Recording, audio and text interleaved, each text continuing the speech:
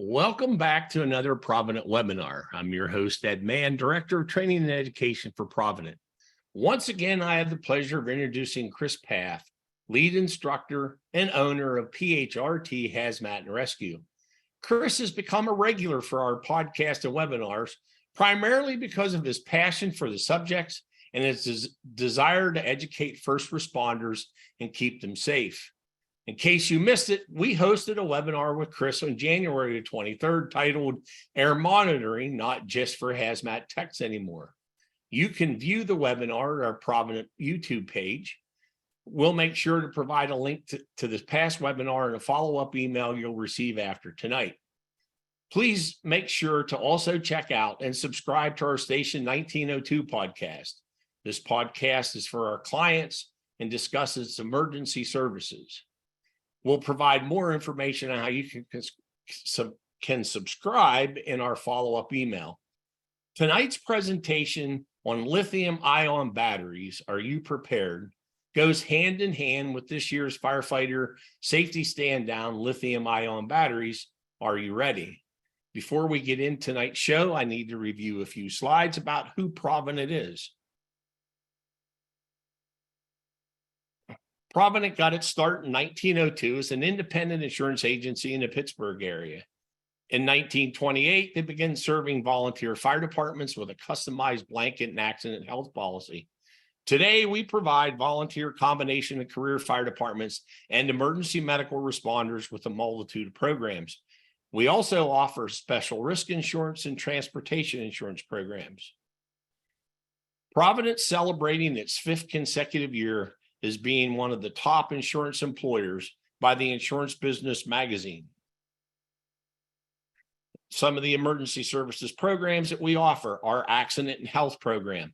And if you are an accident and health client, you and your immediate family have the ability to use our first responder assistance program. We also offer a 24-hour accidental death and dismemberment policy that would cover you and your members even during an off-duty accident. We have a group term life policy that we can offer, a critical illness policy that covers cancer, heart attack, stroke, and renal failure, and of course, our Fire Plus property and casualty insurance. And if you're a Fire Plus property and casualty client, you have access to our Fire Plus online Fire Plus Training Academy that is actually hosted by Fire Rescue One, part of Lexipol. Tonight, I have the pleasure of once again introducing Chris Pfaff. And before we get started with Chris, I want to throw out a couple of housekeeping notes or some rules of engagement for tonight. Because we have over 600 people in this webinar tonight. So we're off the charts with numbers. So within the next day or two, we'll provide you all with Chris's slides, as well as a link to watch the recording on your YouTube page. However, to receive your certificate of attendance, you must be present for the entirety of this live webinar. For those departments hosting this live webinar for their entire department, please send us an Excel spreadsheet with the first name, last name, and the email of anybody in your department who's attending this en masse tonight. Due to the number of people participating tonight, we may not get to all of the questions. We're going to try and capture any question we don't get to tonight and get you answers in the next few days. If you don't get any answers by Friday, June the 30th, please don't hesitate to contact me at eman@Provident.ins and we'll get them answered. And as a side note to that, if you could give us, each one of Chris's slides will have a slide number on it. If you can give us the slide number for the specific question you have, it could make it a little easier for Chris to get the answer. So without further ado, please introduce yourself, Chris, to our audience. And by the way, you can check out his website and his company by visiting www.hazmatandrescue.com. We'll provide a link in the chat box and we'll make sure it's available when we email our listeners within the next few days. Chris, it's your turn. Thank you, Chief. And Welcome everybody from, my gosh, everywhere across the United States, Canada, and beyond. Saw some good friendly names in there, and of course some locations that I've been to within the last few months, actually, in my travels between the National Fire Academy, the Baltimore IFC Hazmat Conference, going and checking out some Civil War monuments, of course, across Washington, California, and many other places.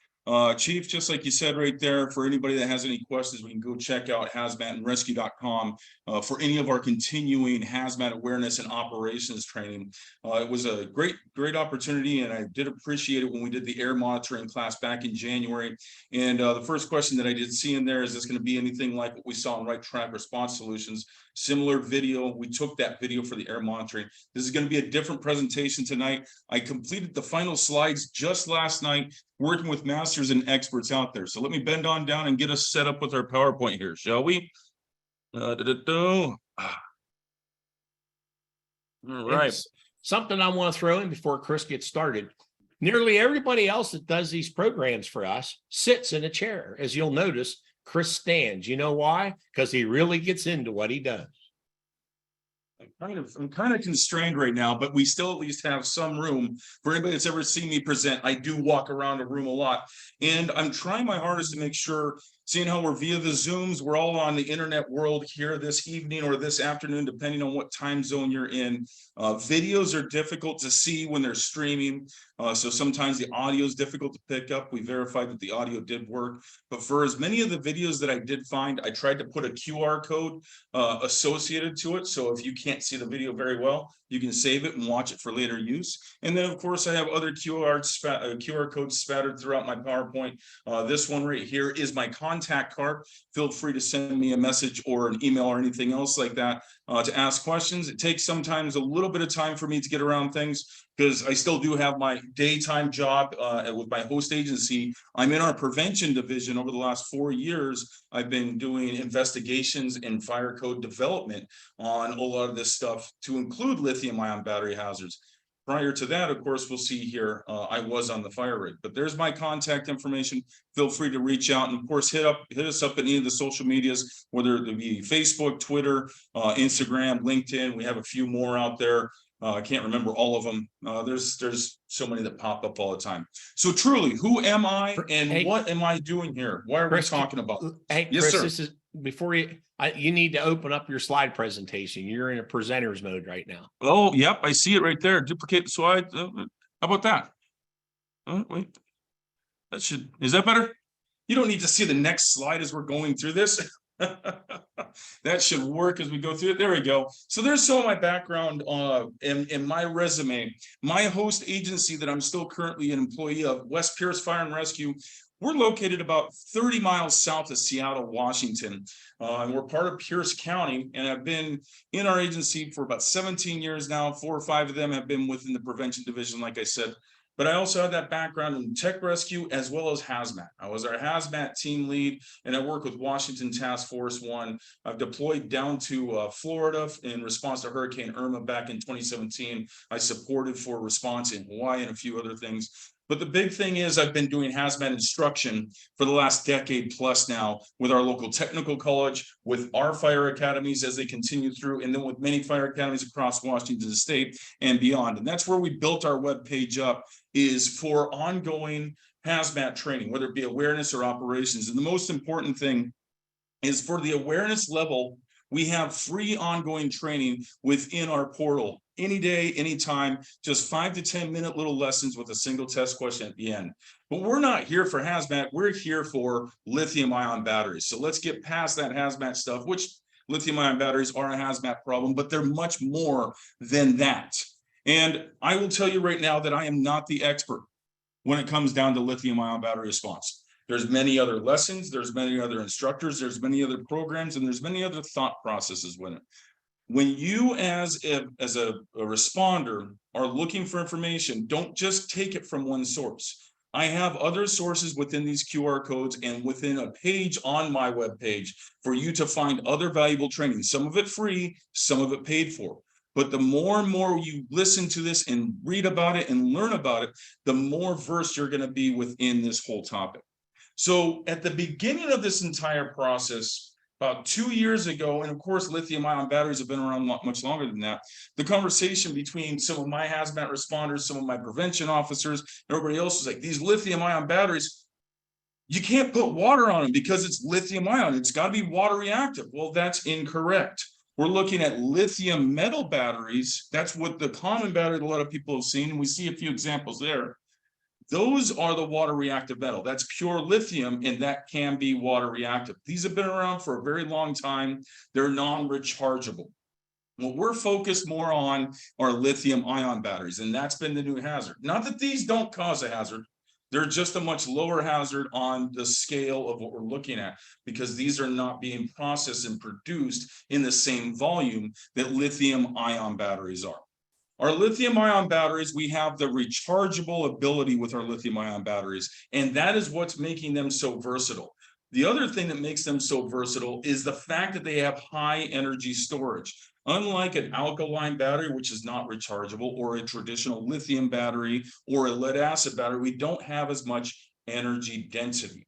So right now, the new technology out there, it's been continuing on finding out faster ways to charge these things and discharge them. There we go, first prompt of the night. I just got this from Amazon, my nice little cool headsets, the shocks, the little bone conductive mic headset that you have. And they advertise in this tiny little package 10 hours of audio use on this thing that's smaller than my finger. And it can be recharged in a rapid fashion in less than half an hour for 2 hours of listening time. That's a massive amount of energy density within there, which is a great benefit for us. However, for us, when we look at first response, it provides a hazard. Even this tiny little thing can provide a hazard, much smaller than our electric vehicles and other items like that, but it still is the same issue as we come across to this. And as we're going through this, I want to give you guys a heads up. This is kind of like, it's dinner time right now for all of us. So we need to understand how we're going to go through this. I am going to fly through these slides. And you see the slide number down there on the bottom right. If you have a question, put it in there and make sure you add that slide number so we can come back and answer that question and verify it. But we're going to fly through some of this stuff, this beginning stuff, which is still critical. But I want to get to the meat and potatoes. I want to get to the main entree. We're going to get to that main entree. We're going to spend a little bit more time there. And then we're going to have a nice little dessert right at the end, where you can help us out for everything in this development of everything. So in this appetizer, we're looking at our types of batteries. Our lithium-ion batteries, we have three main types. The cylindrical, and I have the exact example right here of an 18650 cell. This is what is causing problems in emergency services today, right now, that single battery. We also have prismatic cells. I have a handheld exemplar of this, of a lithium-ion prismatic battery, which is in a similar configuration to this. They just manufacture it in a different form, and it does have different chemistries. And then we have the most common battery that we're all used to using is the pouch cell. We have a tiny little pouch cell, and I can guarantee everybody tonight watching this presentation has a pouch cell lithium-ion battery within 5 feet of them. I have it right here. It's my cellular phone device with my amazing background of hazmat and rescue right there. Inside there is this pouch cell. Inside the headset that I looked at and I showed you is a pouch cell. So that's more common on our consumer commodities, but the big one that continues to cause us hazard and constraint is those cylindrical cells. And we'll talk a little bit more, and we're going to spend most of our time on that cylindrical cell. What is a cell? What is a battery? Well, we have our single cell like that.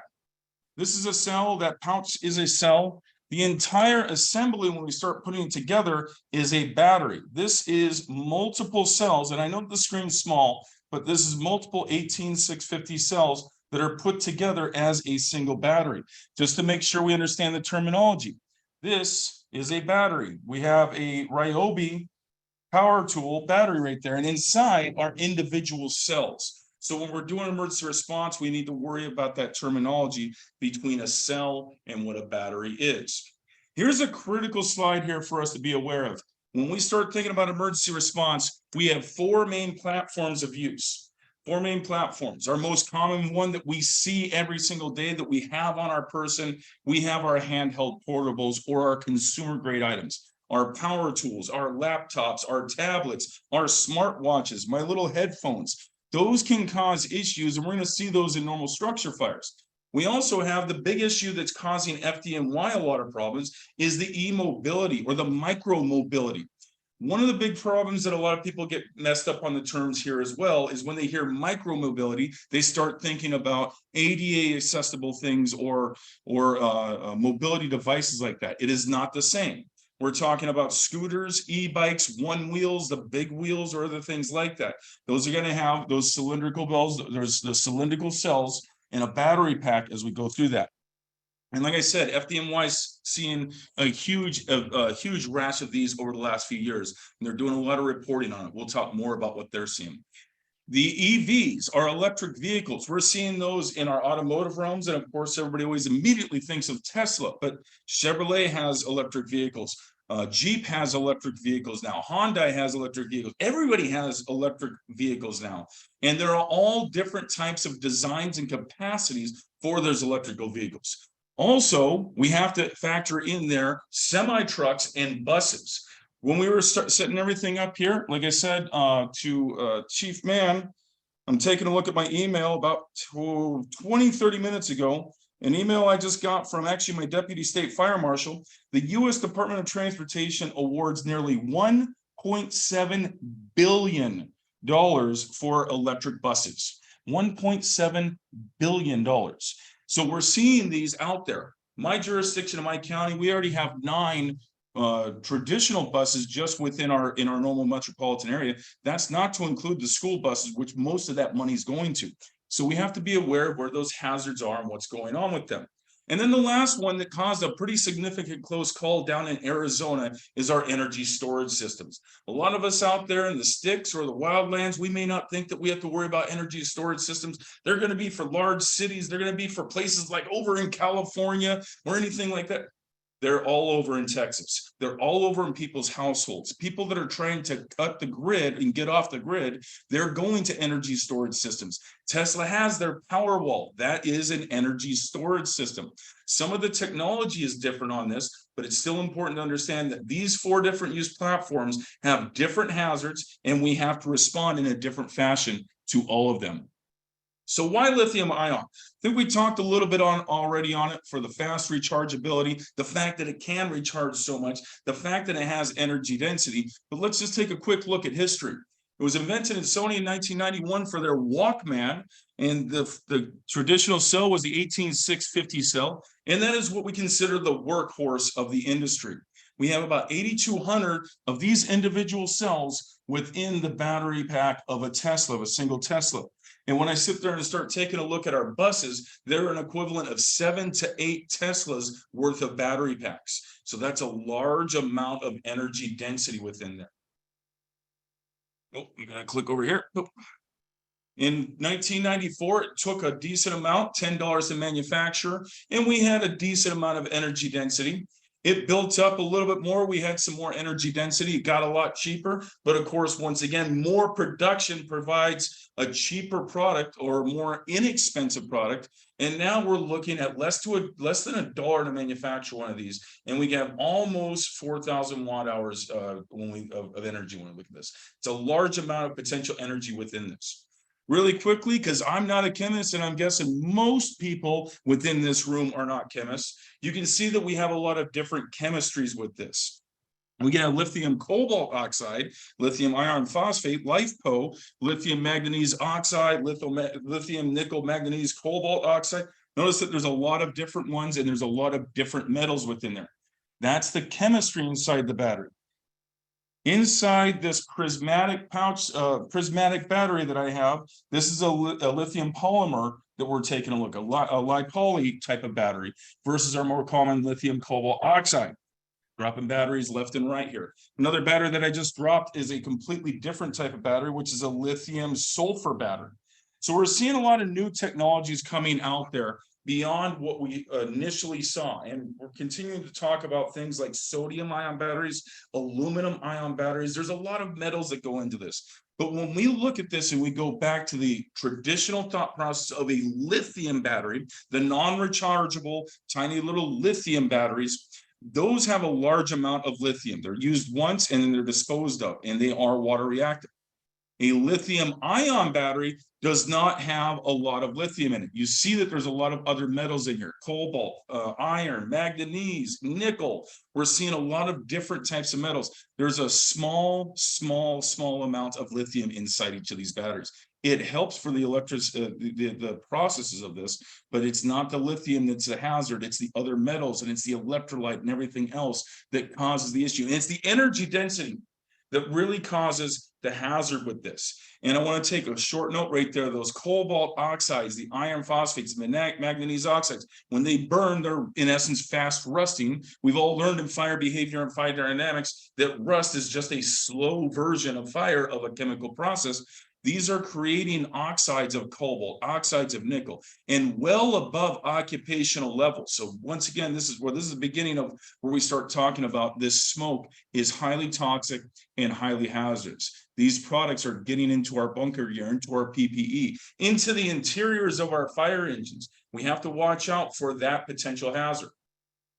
Other terms, there's some battery terms, some common battery terms that some of us already know about, some of the basics right there. We have the anode and the cathode. Anode's the negative electrode, it's the fuel side, and the cathode is the positive side. It catches those electrons, and we see that they're made of different materials other than lithium. Once again, that lithium, when we hear the word lithium ion, that tells us that it's more or less a lithium salt, so it is not water reactive. The electrolyte is one of the biggest hazards within our batteries. Inside my 18650 hazmat alert, inside here, I have a liquid electrolyte between my anode and cathode that helps for that transfer of those items. But this is a volatile organic compound that's inside there, and it's a liquid. I have a sealed cylindrical cell that has a liquid, and then it overheats, and that liquid boils and turns into a vapor. So I have a boiling liquid that expands as a vapor that can cause an explosion, otherwise known as a blast, leveling everything very effectively, a blevy. These can potentially be tiny little blevies. And back in the old days, when they first came out with the 18650s, they did not have relief valves. On the front of this, in a really bad way right now with bad focus, I have vents at the top of this cell, which keep it from having a blevy from occurring. Unfortunately, however, now we have a torching vent of a fire of that product being released. So we have to watch out for those torching fires. Continuing on with some of our terminology, we see the separator, which is that permeable non-conductive film between the anode and cathode that's sitting inside the electrolyte. And then we also have the two common terms. I have those in italics for a reason: state of charge and battery management system. We have to know what the state of charge is for our batteries. We need to work with our dispatchers, we need to work with our firefighters, and we need to identify and talk to the people of a car accident, of an event, of an accident, of any type of fires, what the state of charge is. And you see on the top of this one right now, I have my 40-volt lithium battery here. It has a 100% state of charge. That little button that we see on our power tools, on our scooters, on our cell phones, that tells us how much potential energy is within this battery. That battery has a lot of potential hazard. This one right here, a smaller one, as I push the button, we notice this has no state of charge. This is a dead battery, and these batteries came from the Spokane lithium-ion battery town hall that we conducted back in October. They did an extensive set of burn testing of these batteries, as well as many other batteries. Obviously not this battery. They had a few left over for me to take for some of these hands-on classes. Okay, I guess it's not really a hands-on class. Imagine that you're holding this battery pack, or just better yet, go out to the garage and grab, no, don't go out to the garage. Stay, watch, pay attention. We know what a battery pack looks like.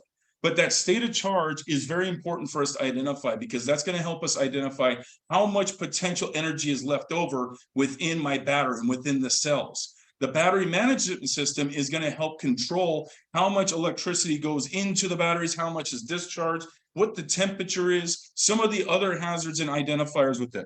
This thing right here, this tiny little battery that I keep on picking up, this thing is dumb. This thing is about as smart as I am right now. It can take electricity all day long, and it can get overcharged, it can overheat, it can discharge all the ways and down to zero, and then no longer become a rechargeable battery because it lost all of its electricity. The battery management system inside these is the computer that tells it how much juice we need, how much juice is allowed to take out, if it's too hot, if it's too cold. We've all probably heard stories over the big old winter 6-8 months ago where cars were getting stranded left and right because it was too cold for them to charge, because the battery ended up having to heat up to a proper temperature. Likewise, if we get too hot, it may not allow the battery to charge as well. The battery management system is a critical component of our lithium-ion battery. So a really busy slide here. I got all this stuff from the ATF, Michael Abraham, thank you very much from him, as well as Todd Smith with the ATF. So I am giving credit. I want to make sure to give appropriate credit to them. This slide shows some of the reasons that we may see a battery go into failure, either external heating, overcharging or discharging, high current charging, rushing, or external shorts. There's a lot of different reasons that these batteries get really cranky, and it may take some time for them to get that cranky. It may even come on down to poor manufacturing processes. Once we end up getting into there, we start seeing decomposition of the battery, of the separator, of everything else like that, and then we'll start the exothermic reaction. If the battery cannot dissipate the heat in an appropriate time frame, the battery will eventually get too hot, up to I think 360 degrees Celsius, and it will eventually go into thermal runaway, which is pretty much that blebby that I talked about. This thing is going to vent the electrolyte, it's going to ignite, and it's going to burn rapidly. And of course, that's going to heat the exposures. The exposures are all the other batteries with all the other cells within the battery pack, and those are going to subsequently go into thermal runaway. And then we have this cascading effect that continues to build on itself unless we find an intervention or some other way to stop it.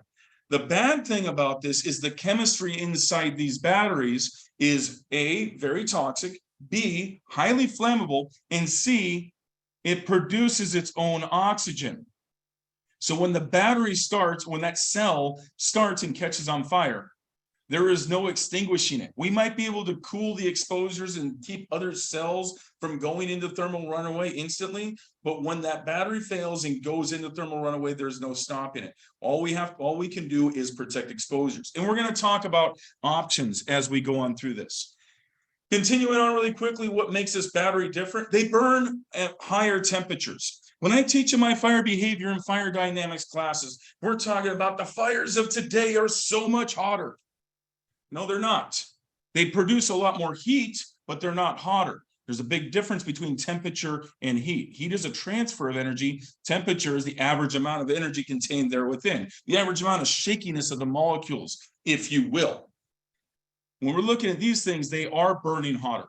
When we look at rooms in our legacy fuels, if we see a legacy fuel like grandma's house from 1950s, it'll catch on fire. We may see temperatures in the overhead up to about 800, 900, sometimes 1200 degrees, but it takes half an hour for that room to go into flashover. So Chief Mann had more than enough time to go in, boot the door down, do a left-hand wall search, save the day.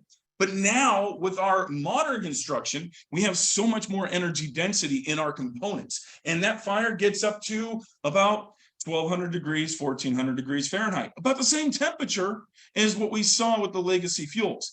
However, there's so much more energy that's radiating out. I only have 3 to 5 minutes, and you only have 3 to 5 minutes to boot that door down and do a left-hand wall search and save the day. Therefore, putting the wet stuff on the red stuff is critical for us in these modern structure fires. That's why the training over the last few years has been focused on things like vent, enter, search, or vent, enter, isolate, search, VEIS, or door control. Those are things that we didn't talk about 30 years ago, 40 years ago, because we didn't need to talk about them because the fires didn't transfer that heat so much. Nowadays, with these batteries, we're seeing temperatures up to 2000 degrees Fahrenheit. So now they are hotter, and they are transferring heat more rapidly. And we're starting to see from UL, from Adam Bowery, we found out, and they identified at UL NIST, that these rooms are going into flashover in some of the most extreme cases in less than a minute. That's why FDNY is having rope rescues once every 3 months. It just happened last week. because people cannot get out of these fires because they are happening and going into flashover and sending that room into flashover so rapidly. They're very difficult to safeguard once they ignite. So we have to do protection beforehand. And unfortunately, in many of our metropolitan cities, people are taking their scooters, which are a very large capital investment, and instead of leaving them on the sidewalk where they would disappear, or in a garage where they don't have one, they leave them in their house, in their residence. And where are they going to put them to charge up for the night? Well, right next to the front door. And when they ignite, they cannot get past them because the temperatures are higher, they're difficult to safeguard.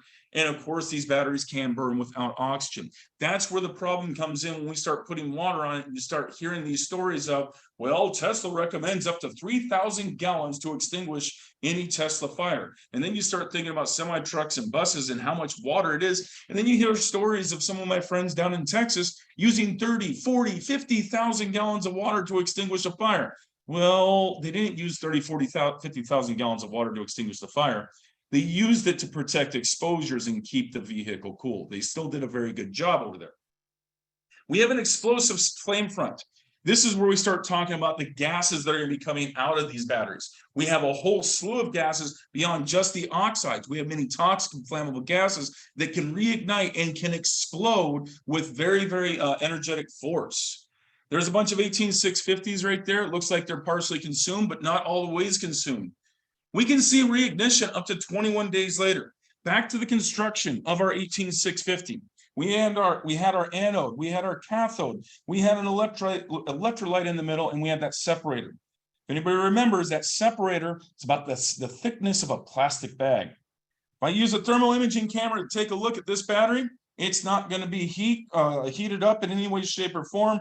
I'm not going to see elevated temperature. However, deep inside this battery, that plastic bag may have gotten a tiny, tiny little micromillimeter tear. And at that little point, there's now a short circuit between the anode and the cathode, just like where we have a high heating environment where we have multiple plug connections. Or me as a fire inspector, I can't tell people or allow people to do daisy chains or put too many things into their surge protectors because we have different connections. That tiny little micromillimeter point can short circuit and it can heat up slowly over time. It's going to take more time, up to 21 days. I'm hearing from the ATF, there are reports of fires happening up to 34 days after their initial ignition or their water exposure or other things. Back into my 18650 cell, another thing that causes a lot of issues. You see that this one, and I know once again it's a small slide, I have a wrapping around it. I have some tears on the side where it shows the exposed metal. Unlike a AA battery, which has a positive little nipple on the top, and then it has the negative side, the rest of the battery doesn't have any charge to it. The 18650 has a positive right here in the middle, and the rest of the battery itself is the ground. So if I have any connection in there, that's going to help short circuit that battery, and it's going to continue to heat up over time. That separator is going to degrade and fail further and faster over time, and up to 21 or even 34 days later, we can see reignition. And that's the difficulty that we're seeing. And of course, they're everywhere. Everybody right now, safety stop. Count the batteries within 10 feet of you right now. Now, of course, because I have all my examples, I have 1, 2, 3, 4, 5. I have probably about 300, 400 batteries around me. But any normal given time between my backpack, between my watch, between my cell phone, between my tablet, I probably have about 6 lithium-ion batteries on my person at any time because they're so cheap. We're using them everywhere. We're seeing them everywhere. And now that's why we're starting to see these fires happen so rapidly and so much across the country, because they are everywhere, because they're so cheap to manufacture, and because we as a society are trying to push the electrification of not just the United States, but of the world. And we're seeing these events everywhere. It's not a sky is falling type of event. We just need to be aware that they are everywhere. We got caught with our pants down on this. Hey, there's a Tesla, 2008, 2009. Oh, electric cars. Okay, we tried that before. It's not going to continue on. Oh, yeah, you have your lithium-ion battery in your cell phone. Oh, you have a lithium-ion battery on your laptop. we continued to see these, but they weren't much of a hazard. In the Department of Transportation's Emergency Response Guidebook for 2020, on Guide 147, they have specific language for lithium-ion battery hazards, and they've had it in for about for the last 2 editions, for 2016 and 2020. They are completely revamping it for 2024, which will be coming out in the spring. If you want a waterproof version of a 2024 ERG, come and check out hazmatrescue.com, get on the waiting list. There we go.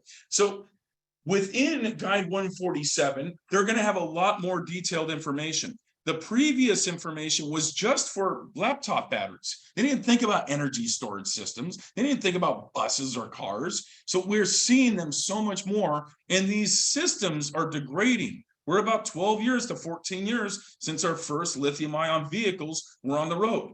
They're starting to fail. We're getting that frequency of those vehicles out there. They're starting to fail. And now we all have to play catch up. It's not a bad thing. We just have to catch up in a rapid succession here. And we're all working at this at the national and international level. So here's some of those hazards when it comes on down to lithium-ion fires. What is released from it? It's not a campfire, kids. Don't get the s'mores out. Just like a structure fire isn't a campfire, this is even more toxic. That's where this comes into that term of hazmat. You start seeing those hazmat terms. Yeah, carbon dioxide. Okay, that's not too bad. Methane. I go on methane calls. Okay, that's not unbelievably bad, but we do know that methane is flammable. Wait a second. I see hydrogen on there. Hydrogen on there is a very, very dangerous gas. Hydrogen isn't just flammable, it's explosive. And that's what happened in Montreal a few years back, and FSRI is working heavily on this. A garage exploded from an energy storage system within a garage. I want you to start thinking about your first due area. Do you have any residences that have garages and potential electric cars? And if those cars go into a thermal runaway and they do not ignite the gases immediately, can we see a house explosion as we're starting to arrive on up? Possibly. So we have to be aware of this explosive hazard, whether it be EV, whether it be an energy storage system, or even our micromobility devices or smaller consumer items. We see things like hydrogen fluoride, hydrogen cyanide. Hydrogen cyanide and carbon monoxide are the toxic twins in structure fires. We see them here, we're aware of them, we protect against that. But HF, hydrogen fluoride, that is one of those hazmat voodoo dangerous chemicals out there, that big capital F. This stuff is water reactive. It turns into a very strong and dangerous acid, and it can get on my skin, on any of our skin, and it ends up not just causing a burn, but it starts affecting the calcium in our bodies, not just the calcium in my bones, so I'm more prone to that being having osteoporosis, but it affects the calcium channels in my ticker. So now it starts giving me arrhythmias, and then it could end up causing death, or it can be caustic to my lung tissue, and it can damage and degrade my lung tissue, possibly causing career-ending injury if you don't wear proper respiratory protection. So we have to be aware of these hazards. Right now, like I said, I'm working with members from TEEX as well as the ATF on some of the contamination of this stuff. All right, so FSRI, here's a link to their video. They're doing a ton of research on this, on the explosive hazards of our fires, of response on trying to identify what's going on with the battery. And working with FDNY, they ended up doing an overcharge. I want you guys to take a look. We got bedroom 1 low. It took about 1 hour and 45 minutes for this finally get into an overcharged state where we have that heat. Look at the thermometer on bedroom 1 infrared. We have a pretty low temperature. You're going to see that escalate. But most importantly, focus your eyes on bedroom 1 window. Look on down there, bedroom 1 window. As it continues to heat up, look at that window. Here's some smoke coming on out. We're going from 53 degrees Fahrenheit in quick succession. Cells failing up to over 1100, 1200 degrees. And look at that bedroom 1 window again. Explosive front. This is an overpressure event. And this is what they're seeing in FDNY. It is blowing walls out in many of their type 3 ordinary constructions. When we sit there and take a look at a type 5, those walls and those doors and windows never have a chance if you put a scooter in a bedroom, if you put that many cells and have them vent off like that in a catastrophic fashion. The path of egress is gapped out. We're only, what, a minute and a half into ignition of this. And we have a fully involved fire that has gone into flashover. There's no tenable space left over in that bedroom. That is the hazard that we're looking at here. That is what we're focusing on. In fall of 2022, FDNY, they ended up doing a battery symposium. Lieutenant Cassidy, good friend of mine, and he's given me a lot of information and support on this. He allowed me to play this video, as a few other videos. They ended up charging these battery packs up to 100% state of charge. And before they ended up doing the symposium, they had the audience about 60 feet back. Then they lit off these batteries, and then they realized they needed to put those plates up, and they needed to go about 100 feet back because they were launching cells up to 100 feet away. It's a little bit of audio, but don't worry about it.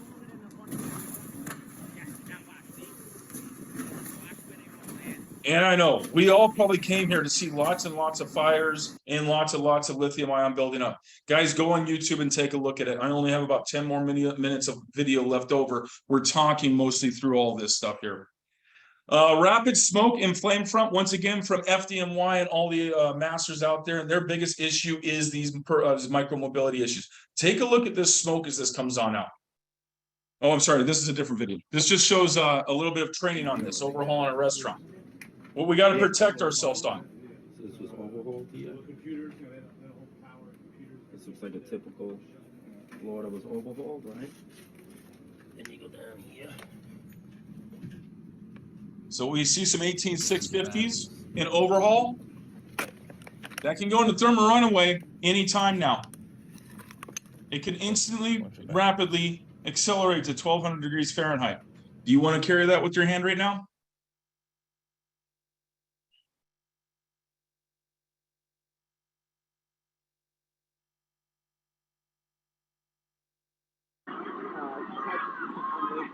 This family had a scooter at the front door. I think they were doing scooter repair, actually.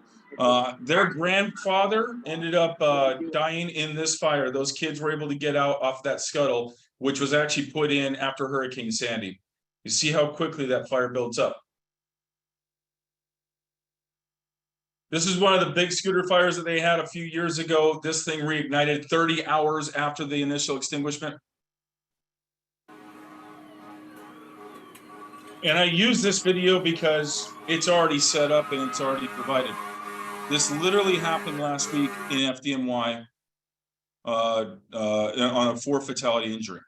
Watch how quickly this thing goes. This is one of the most common videos that we see out there. Really good, informative video. Here's the pop. He unplugs it. And we've got seconds to get out of the room.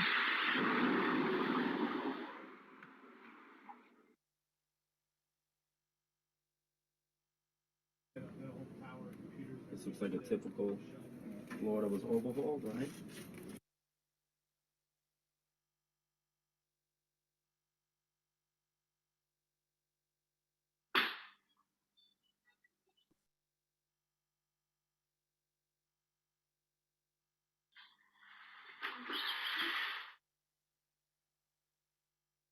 How much time do you got to put your mask on? How quickly can you put your mask on?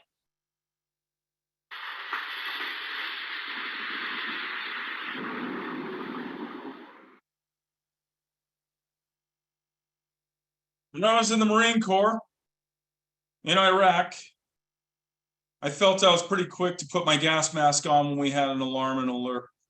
They said 9 seconds to get your mask on. And of course you have to exhale. I think we were pretty fast and good at it. Heck, if the Marines are set to do 9 seconds, how fast is the fire department set? Okay, we might be able to do it in maybe 15, 20 seconds, but how quickly, how much time do we have? When we do this, there's that explosive front. It's a really good video of it right there. You can see the wall. When we do this, we have to be in full PPE with our face mask on air. We have to be on air, guys. We have to be on air. So this is the end of the world, right? That's what I've been talking about throughout. No, it's not.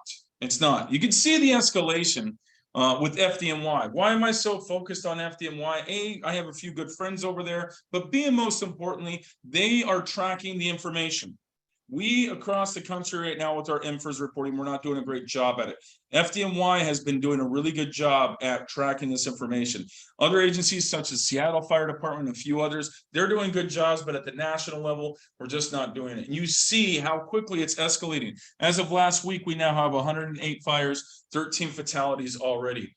And that picture right there is the fire that they ended up having last week that rekindled 2 times, and they ended up doing the rope rescue from it.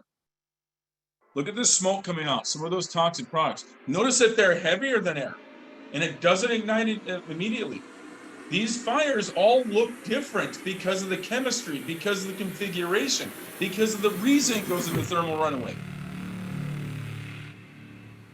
Investigators say a lithium-ion battery. The culprit, lithium-ion battery, 200 lithium-ion batteries. FDNY says a lithium-ion battery caused the fire. The fires They got a related to really good production lithium-ion program there. batteries have been on the The rise. FDNY says a battery from an electric bike is the cause for Thursday's fatal apartment fire. Caused by several exploding batteries on It was e-bikes. one of 4 fires started by e-bikes in a single day. One man is dead and a woman is clinging to life. There were numerous lithium-ion batteries in occupancy. This is the 3rd death this year. We're now learning what caused that fire, and the FDNY says it's an alarming Hazmat trend. This one. fire was caused by Those heroes. lithium-ion As batteries. more people get these e-bikes with these lithium-ion batteries, they do expect that these cases will continue to rise.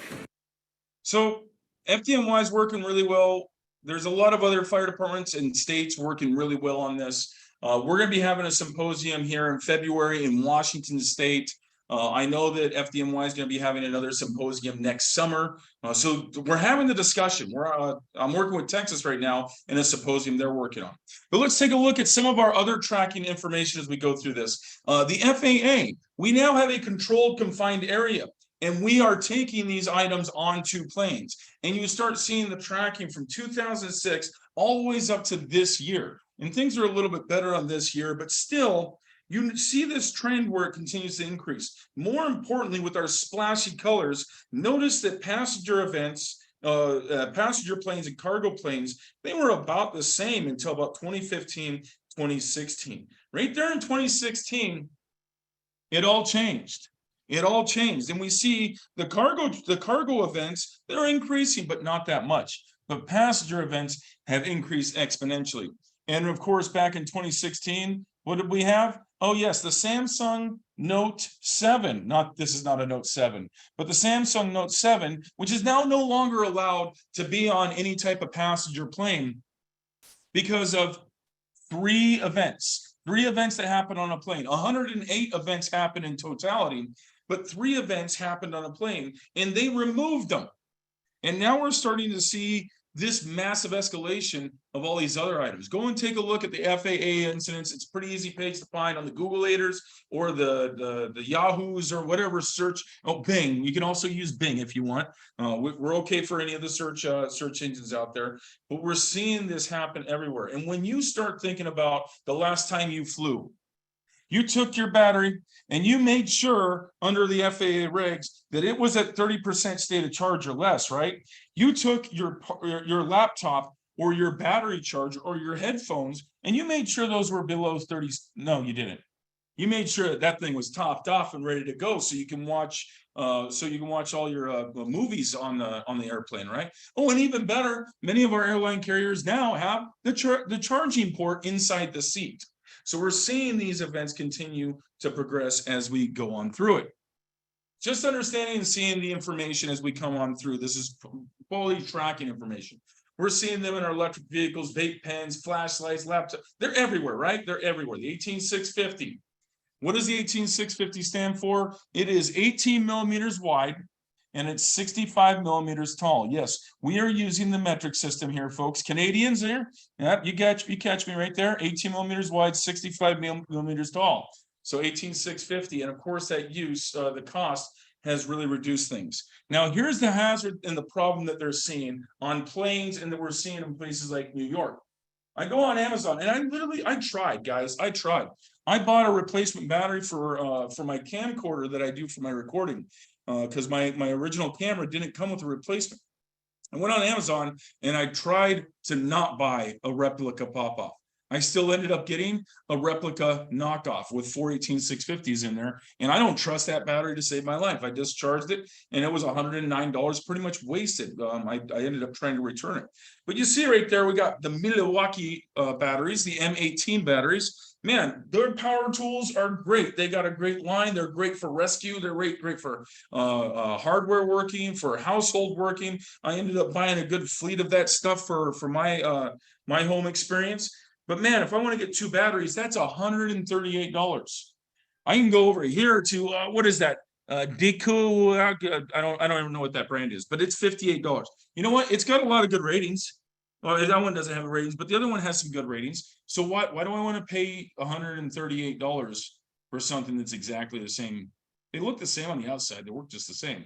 And this is what's causing the issue right now. People are buying these knockoffs, or they're buying things that are ended up being counterfeit versions of it. And these batteries, once again, they're getting manufactured and they're getting much cheaper. We have 3 different tiers of battery manufacturing across the world. That's what the industry has pretty much talked about. In tier 1 are companies like LG, Panasonic, or Tesla. They manufacture these batteries in clean rooms where there's no different particulates. They make sure the products are very refined and very clean and very good to use. But then we start taking a look at tier 2. That's some of our emerging places that still have safe precautions. There's a little bit of contamination. The room's kind of clean, but every now and then a contaminant might come on out, or that separator may have a little bit of failure, but it still isn't that bad. The tier 3 are those counterfeit organizations that are coming from across the country or across the world, and you can buy these batteries at a convenience store for pennies on the dollar. Well, do I want to pay $130 for this or $63?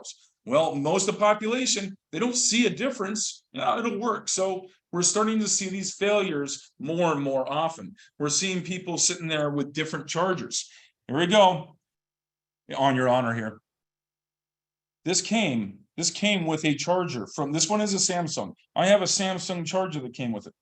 Have you ever used, whether you have an iPhone, a Samsung, a Bing, or a Pixel, I don't care whatever your cell phone is. Have you always used the stock charger and the stock plug for it? I would guess not. I've heard one person lie to me and say that they did. So you've never plugged it into your laptop or anything else to charge it ever in any way, shape, or form? Now, the good thing about these, they have a really good battery management system. Most of our cell phones are really good. But when you start taking a look at RC cars, our power tools, other things like that, we have difficulties as we continue on.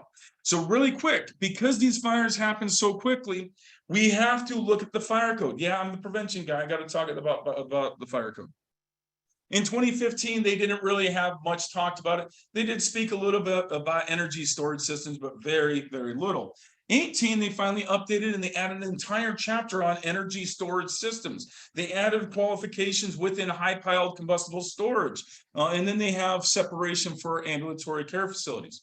In 2021, they finally added safe installation and maintenance for our energy storage system. We have to have recognition and monitoring by the owner. There has to be explosion control. And this is critical. This came in response to events that happened down in Arizona. We have differences in some of our tables, and we're continuing to advance on that even as we speak. Right now, I'm on some fire code committees for the 2027 code, and we're having a lot of good discussions. Don't worry, we'll talk about that during dessert. Here's one of those tables, and when we look at permitting on the fire side, it doesn't become a permitted energy storage system until we get to 20 kilowatt hours. So any of the power walls at somebody's house, you can see a Tesla power wall is 13.5 kilowatt hours. That's never going to come across my fire marshal's table, and he can never do pre-planning for it. But who does? The electric company. We have to work with the electric company and identify where these systems are in place so we can do pre-planning. The new code for these says that energy storage systems specifically, our energy storage systems have to comply to NFPA 855. And 855 says all the components have to be listed according to UL 9540 or 9540A, which means that they're listed, they're approved, they're tested electrically, and they all work in conjunction with each other. And they can't be used. That's a big one right there. I was teaching a CERT class, community emergency response training, our technicians, and one of the guys came on up after we talked about battery, is that he was so excited. He's like, I ended up getting 4,000 lithium-ion batteries, and I'm building my own energy storage system in my garage. Like, why are you proud of that? Like, that's dangerous. Like, and he may be a good engineer, but it'll never be approved or listed per NFPA 855. We have to try to make sure our new construction is certified to these standards. One of the gaps that we have right now, our consumer commodities are not mentioned. The electrical installation still has to be according to NFPA 70, and that's the difficulty. I don't inspect this stuff if it's electrical. That's the electrical inspector's job. I don't know the sparky stuff. So we have to have those communications. The residential inspections aren't mentioned or identified in the fire service for any of our pre-planning either. And then we start thinking about all the Amazon warehouses and everything else like that. We never see those batteries going in and out, but we do have those hazards in all of our communities. So how do we get around this? We start doing pre-planning, and we start getting those conversations with the electrical company, with our building inspectors, and we start setting up pre-planning. We have a slide here. This is a program known as First Do Size Up. Not advertising them. It's a really good program for us that my agency uses, my county uses, and a few other agencies use. But you can also use things like Pulse Point or Active 911. There's many other ones out there. But within this, you see that I have an energy storage system, and I have solar panels right there. So it'll give me a clue overnight if I'm responding to a house fire that I may have an energy storage system on site. If I don't have those pre-planned programs on my cell phone, tablet, or anything else like that, are there any other clues that might be able to help me out? Are there any other clues that might, oh yes. If they have solar panels, I would assume till otherwise proven that they have an energy storage system, most likely in their garage. Because there's always that potential. They want to store that energy. They may sell it back to the grid, but I'm going to assume that it's an energy storage system that's inside that garage. All right. That was the appetizers, guys. That was the appetizers. Let's carry on. I'm going to take a quick look here at this. Yeah, we'll come on back. Chief, do we have any critical questions that I need to answer right now? No, at the moment, we can just hang on. We'll catch them all at the end. We have some questions in the chat and some in the Q&A, so we'll catch them all at this point whenever you're done with the presentation. All right. All right, outstanding. So that was our appetizer. Now get that napkin, tuck it up into that shirt, and get all bellied up here. We're talking about structure fire response. We're going to talk about all of our different platforms. Here we go. Let's see. I got to actually hit the slide again. Oh yes, those pets. They can be so pesky. They love to chew on everything out there. Tastes like lithium. Oh. Mechanical damage can send a battery to thermal runaway. I like how his buddy is just freaking out. Like, why did you do that? Why did you do? All right, there we go. The end of the story. The dogs made it out. It did not turn into a full structure fire. But we've been on events like this. We've seen events like this, dogs and cats otherwise. That did not catch the house on fire. It ended up being burnt into the carpet, luckily. And that's what we're seeing for some of these small consumer items. So for a structure fire, attack the fire just as a normal structure fire. You need to make sure that you are wearing full PPE. Don your face mask. And here's a big one as well. When you are wearing that face mask and you're on air, yeah, you're inside the house. What if you're outside the house and there's some lazy smoke that's coming out there? Are you wearing your face mask? I'll tell you right now, when I was an engineer, there's probably about 7 or 8 fires near the end of my engineer days that I wore an SCBA and a face mask on air while I was pumping at the engine because we were just too stinking close and it was too nasty and smoky. That is not campfire smoke, guys. And assume every single time that you have a structure fire that there's lithium-ion batteries present inside that fire. Those gases that we saw are most likely in that smoke.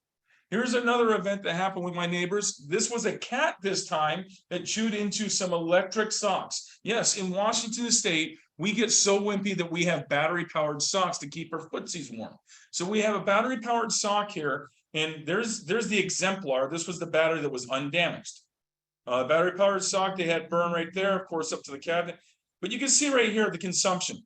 This prismatic battery ended up being fully consumed. And you can see the metals. You see the aluminum and you see the cobalt flakes. I've seen this in multiple garbage fires and dumpster fires, and those batteries are fully consumed. This battery over here in the center, that one, depending on where it was not close enough to the fire to be thermally stressed, but it would potentially need to be overpacked afterwards. So our structure fires, treat them the same. Don't leave these large batteries within the path of egress. That's another big one that we have to watch out. When you're going in, you got the hose line and you're going through, if you see a scooter to your left or a right, or a big wheel or a hoverboard or something like that, get that out of your way. If you see an energy storage system, an UBS or uninterrupted power supply, those things look like old computers. For anybody that's less than 30 years old, computers actually used to be big, and there was a monitor that attached to it. And that huge, the actual monitors, the computer itself, those computers, that's what they look like now.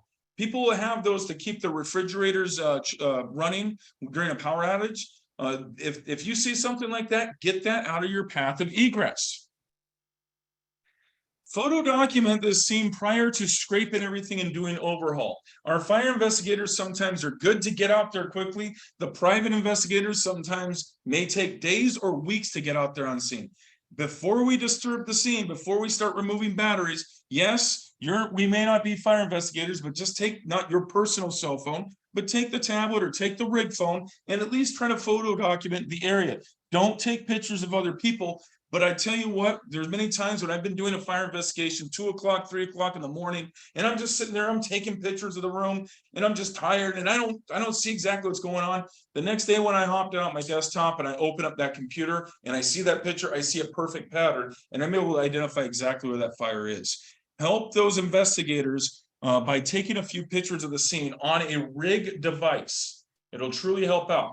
Remove the batteries afterwards. We have to remove the batteries from the residence. Captain Green from Seattle Fire and their energy response team, he uses the mantra of no cell left behind. Dig through the muck, dig through the yuck.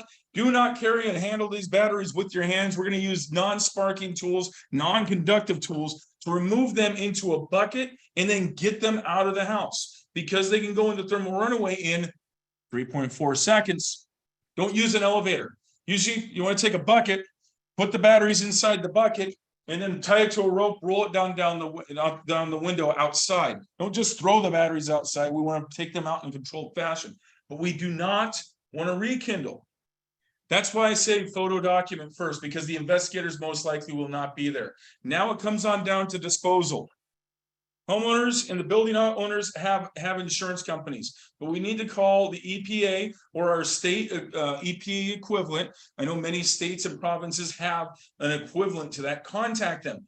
Even if they don't respond or even if they don't do anything, it gets their attention.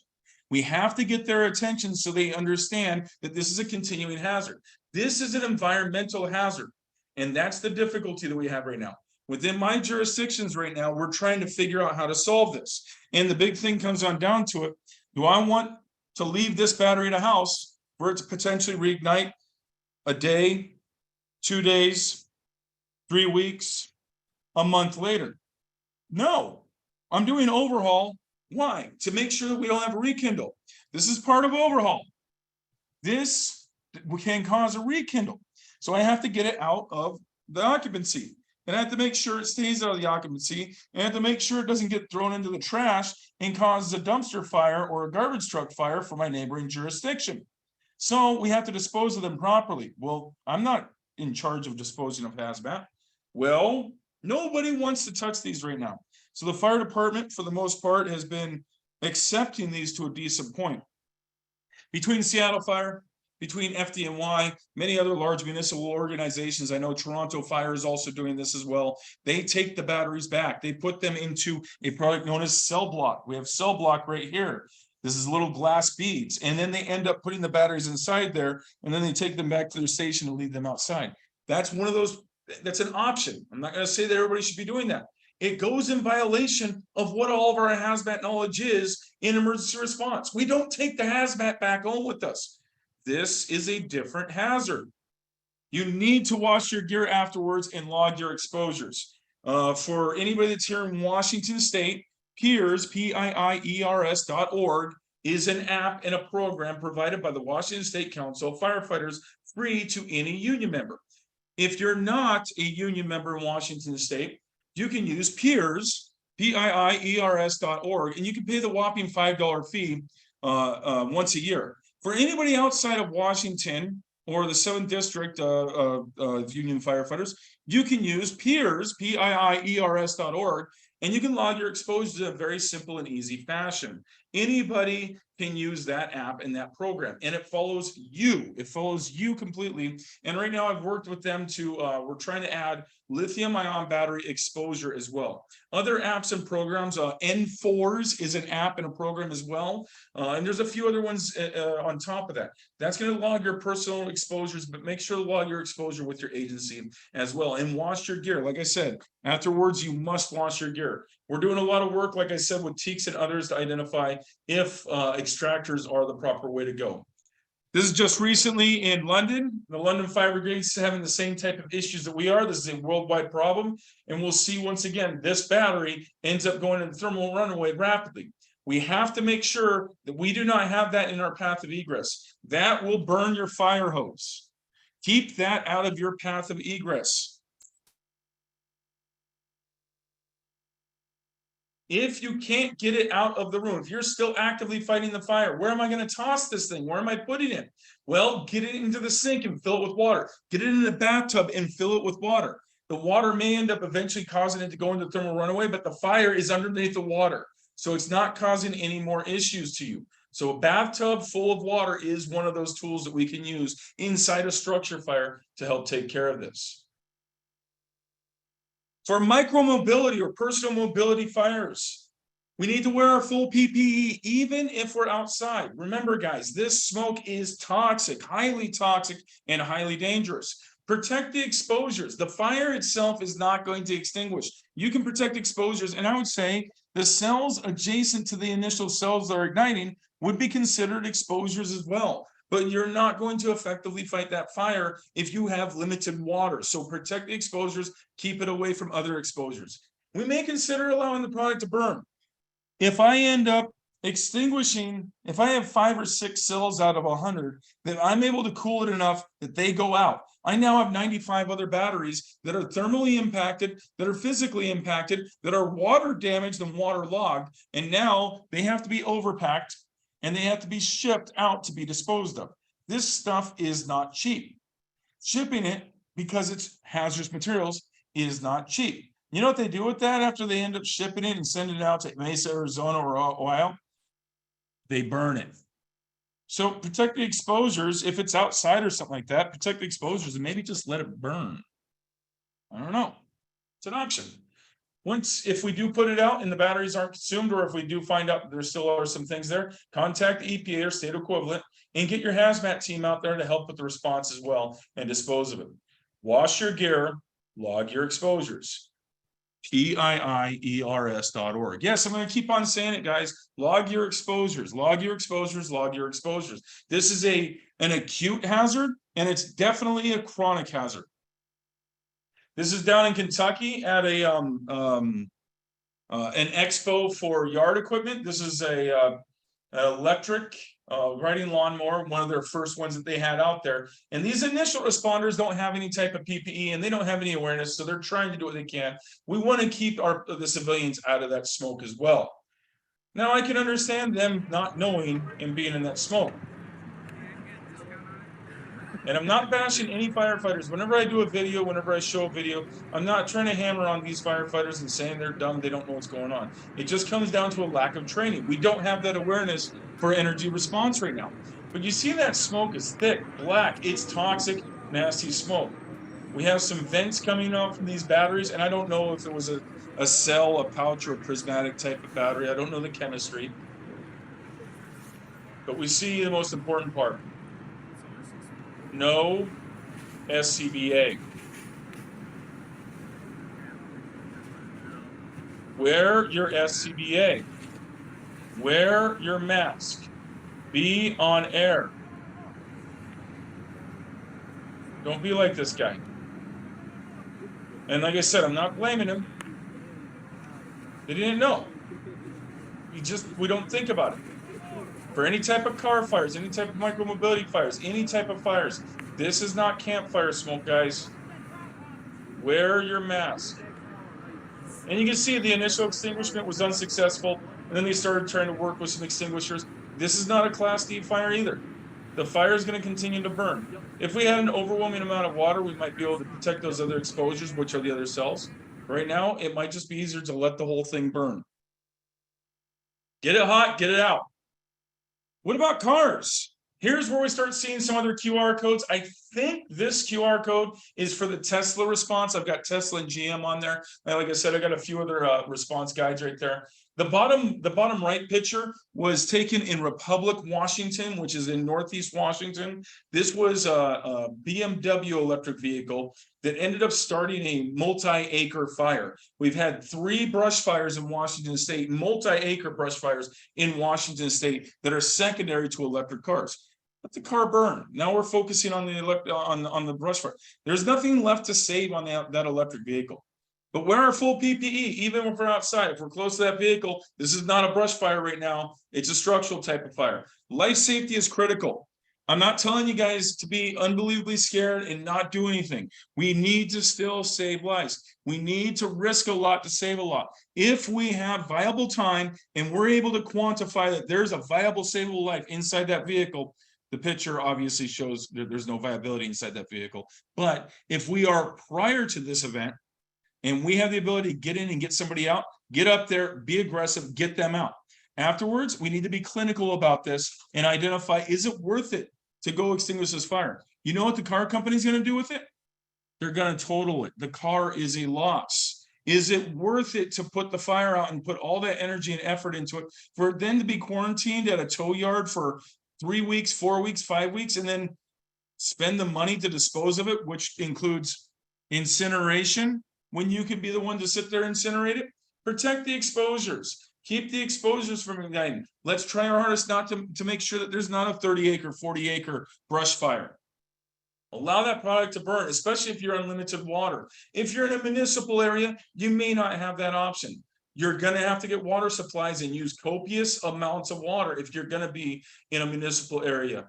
We'll contact the EPA or a state equivalent. We'll contact contractors. The insurance company with this car owner will be able to take care of this. Wash our gear and log our exposures. Notice in here, I haven't said anything about foam yet because we don't use foam on electric vehicles. If we have an EV fire response, that's not the battery. We see here in this Tesla, it's the top of the car. It's not the battery. Now, can the bottom of that car and the battery pack potentially be involved? Absolutely. So we wear our full PPE, including our mask, on air. Life safety is critical. Same as just what we talked about. If there's a viable life in there, get in there and get that person out. Afterwards, be more clinical on this. We can extinguish the fire if it's the ordinary combustibles of the interior of the vehicle, if it's something on the exterior, if it's tires. But we have to watch out for that thermal runaway. We're going to use our thermal imaging camera right now to try to see if we have any initial heat sources. But like we said, that thermal runaway and the breakdown of all those components may take up to 21 or even 34 days later. So we are not fully aware, even with a tick. The tick can give us an initial identification that we're getting ready to go into thermal runaway. If we're getting down there, we have to watch out for those venting gases and fire. We've already seen enough videos tonight that show 3.4 seconds from vent to fire. So watch out. These cars typically have vents. Not every single manufacturer is exactly the same, but most of them have vents at the 90-degree angle, right perpendicular. So like the front door and the back door next to the wheels, venting out directly away. That's where those vents are going to go with those gases. So don't just look down into the vent. You don't look at the exhaust pipe of a car. This is very similar. Hey, We'll Chris, do the same thing. Chris, yes, sir. Chris, what slide are you on? Apparently, some of the Zoom stuff's blocking the slide numbers. It is blocking this stuff. Wait, is that slide 34? I don't know. I can't see the number myself. I think I'm on slide 34 right now. Okay, Chris, thanks. Yep, I apologize for that. Of course, I set that up just about an hour and a half ago, and then I didn't think about where the picture was compared to where the slide number was. So make sure we wash our gear and log our exposures with any of these fires, right? Now we're talking about the real stuff. We're talking about an EV fire with the battery involved. When we have that battery involved, once again, we're our full PPE with our mask on air. Same thing. Life safety is critical, whether it's somebody inside the car or outside the car. Get people away, especially if they don't have PPE on.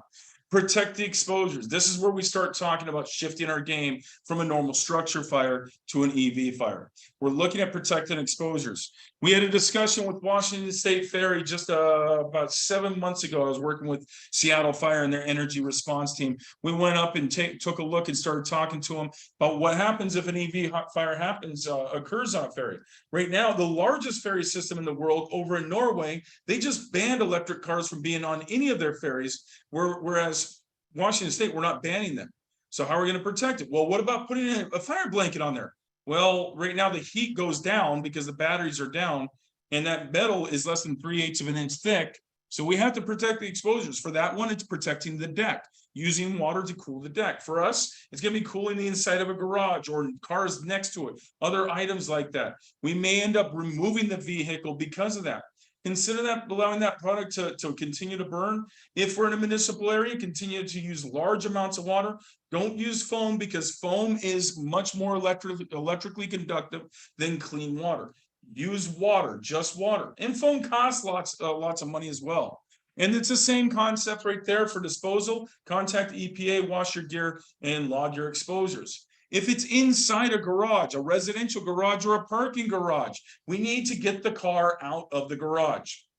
In Europe, they're using tracked vehicles like this to forklift the car and bring it out. Of course, this is a training option right here where they don't have the car on fire. I don't know exactly how it will work, but this is where we need to contact our rescue technicians. Get the turfers out there, get the come-alongs, get the winches, get all the heavy rescue tools out there, and get that car yanked out. Protect the exposures at the same time. Some of our members have talked to Spokane Fire Department. They're discussing and thinking about putting on a repo hook. Like repo trucks, they end up really quickly. You've probably seen those TV shows on History Channel and everything else like that. They roll on up, they back up to the car, and they pull out that hook, picks up the wheels, and then they just take off. They're thinking about hooking up some of their brush trucks to be able to do that. In my neighboring jurisdiction, they're making sure that all of their light vehicles and command rigs have a winch so they can bring it in, hook the winch, and hopefully drag it out. Life safety is critical. Protect those exposures by getting that vehicle out of the garage. Residential garages are much easier. Subterranean garages and overhead garages are much more dangerous. I think everybody in here is aware of the critical hazard of infrastructure. If we have a piece of infrastructure fail, it's not just the car fire now. We have that failure of the entire system. Life safety hazard of the entire building. Let's just take a look at what happened over in Philly about 2 weeks ago. I'm amazed about 12 days they were able to get that freeway, Interstate 95, back open. Now, that wasn't due to an EV event. That was due to a gasoline tanker. But still, that high heat damaged that critical infrastructure that rapidly that it failed, and it damaged and decimated the traffic system over there on the eastern seaboard. Think about this being inside an apartment complex or a high-rise structure fire. We have to think about that. Remember the Surfside condo collapse a few years ago over in Florida.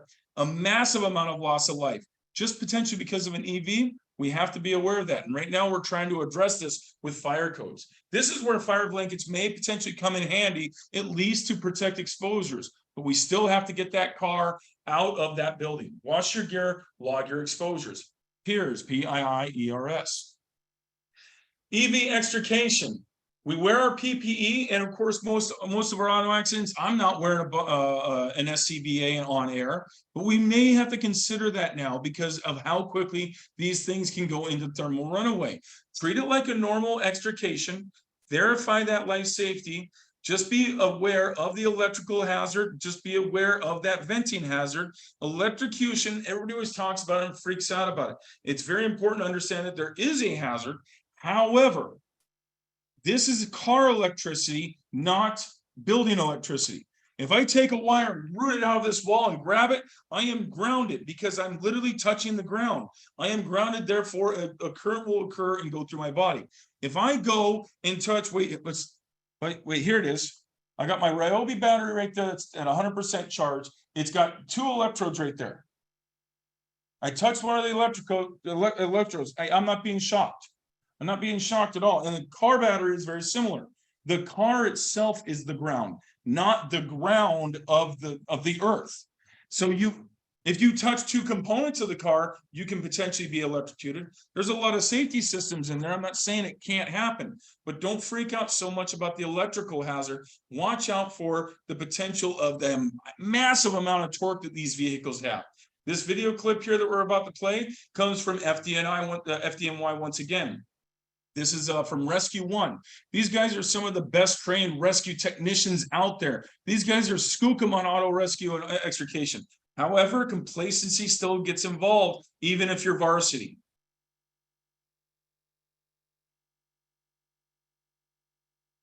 This is a hybrid BMW that was sitting in there, and we have an override situation. And they were working, first they got the basic stabilization taken care of. And you can see they were working on advanced stabilization with the struts.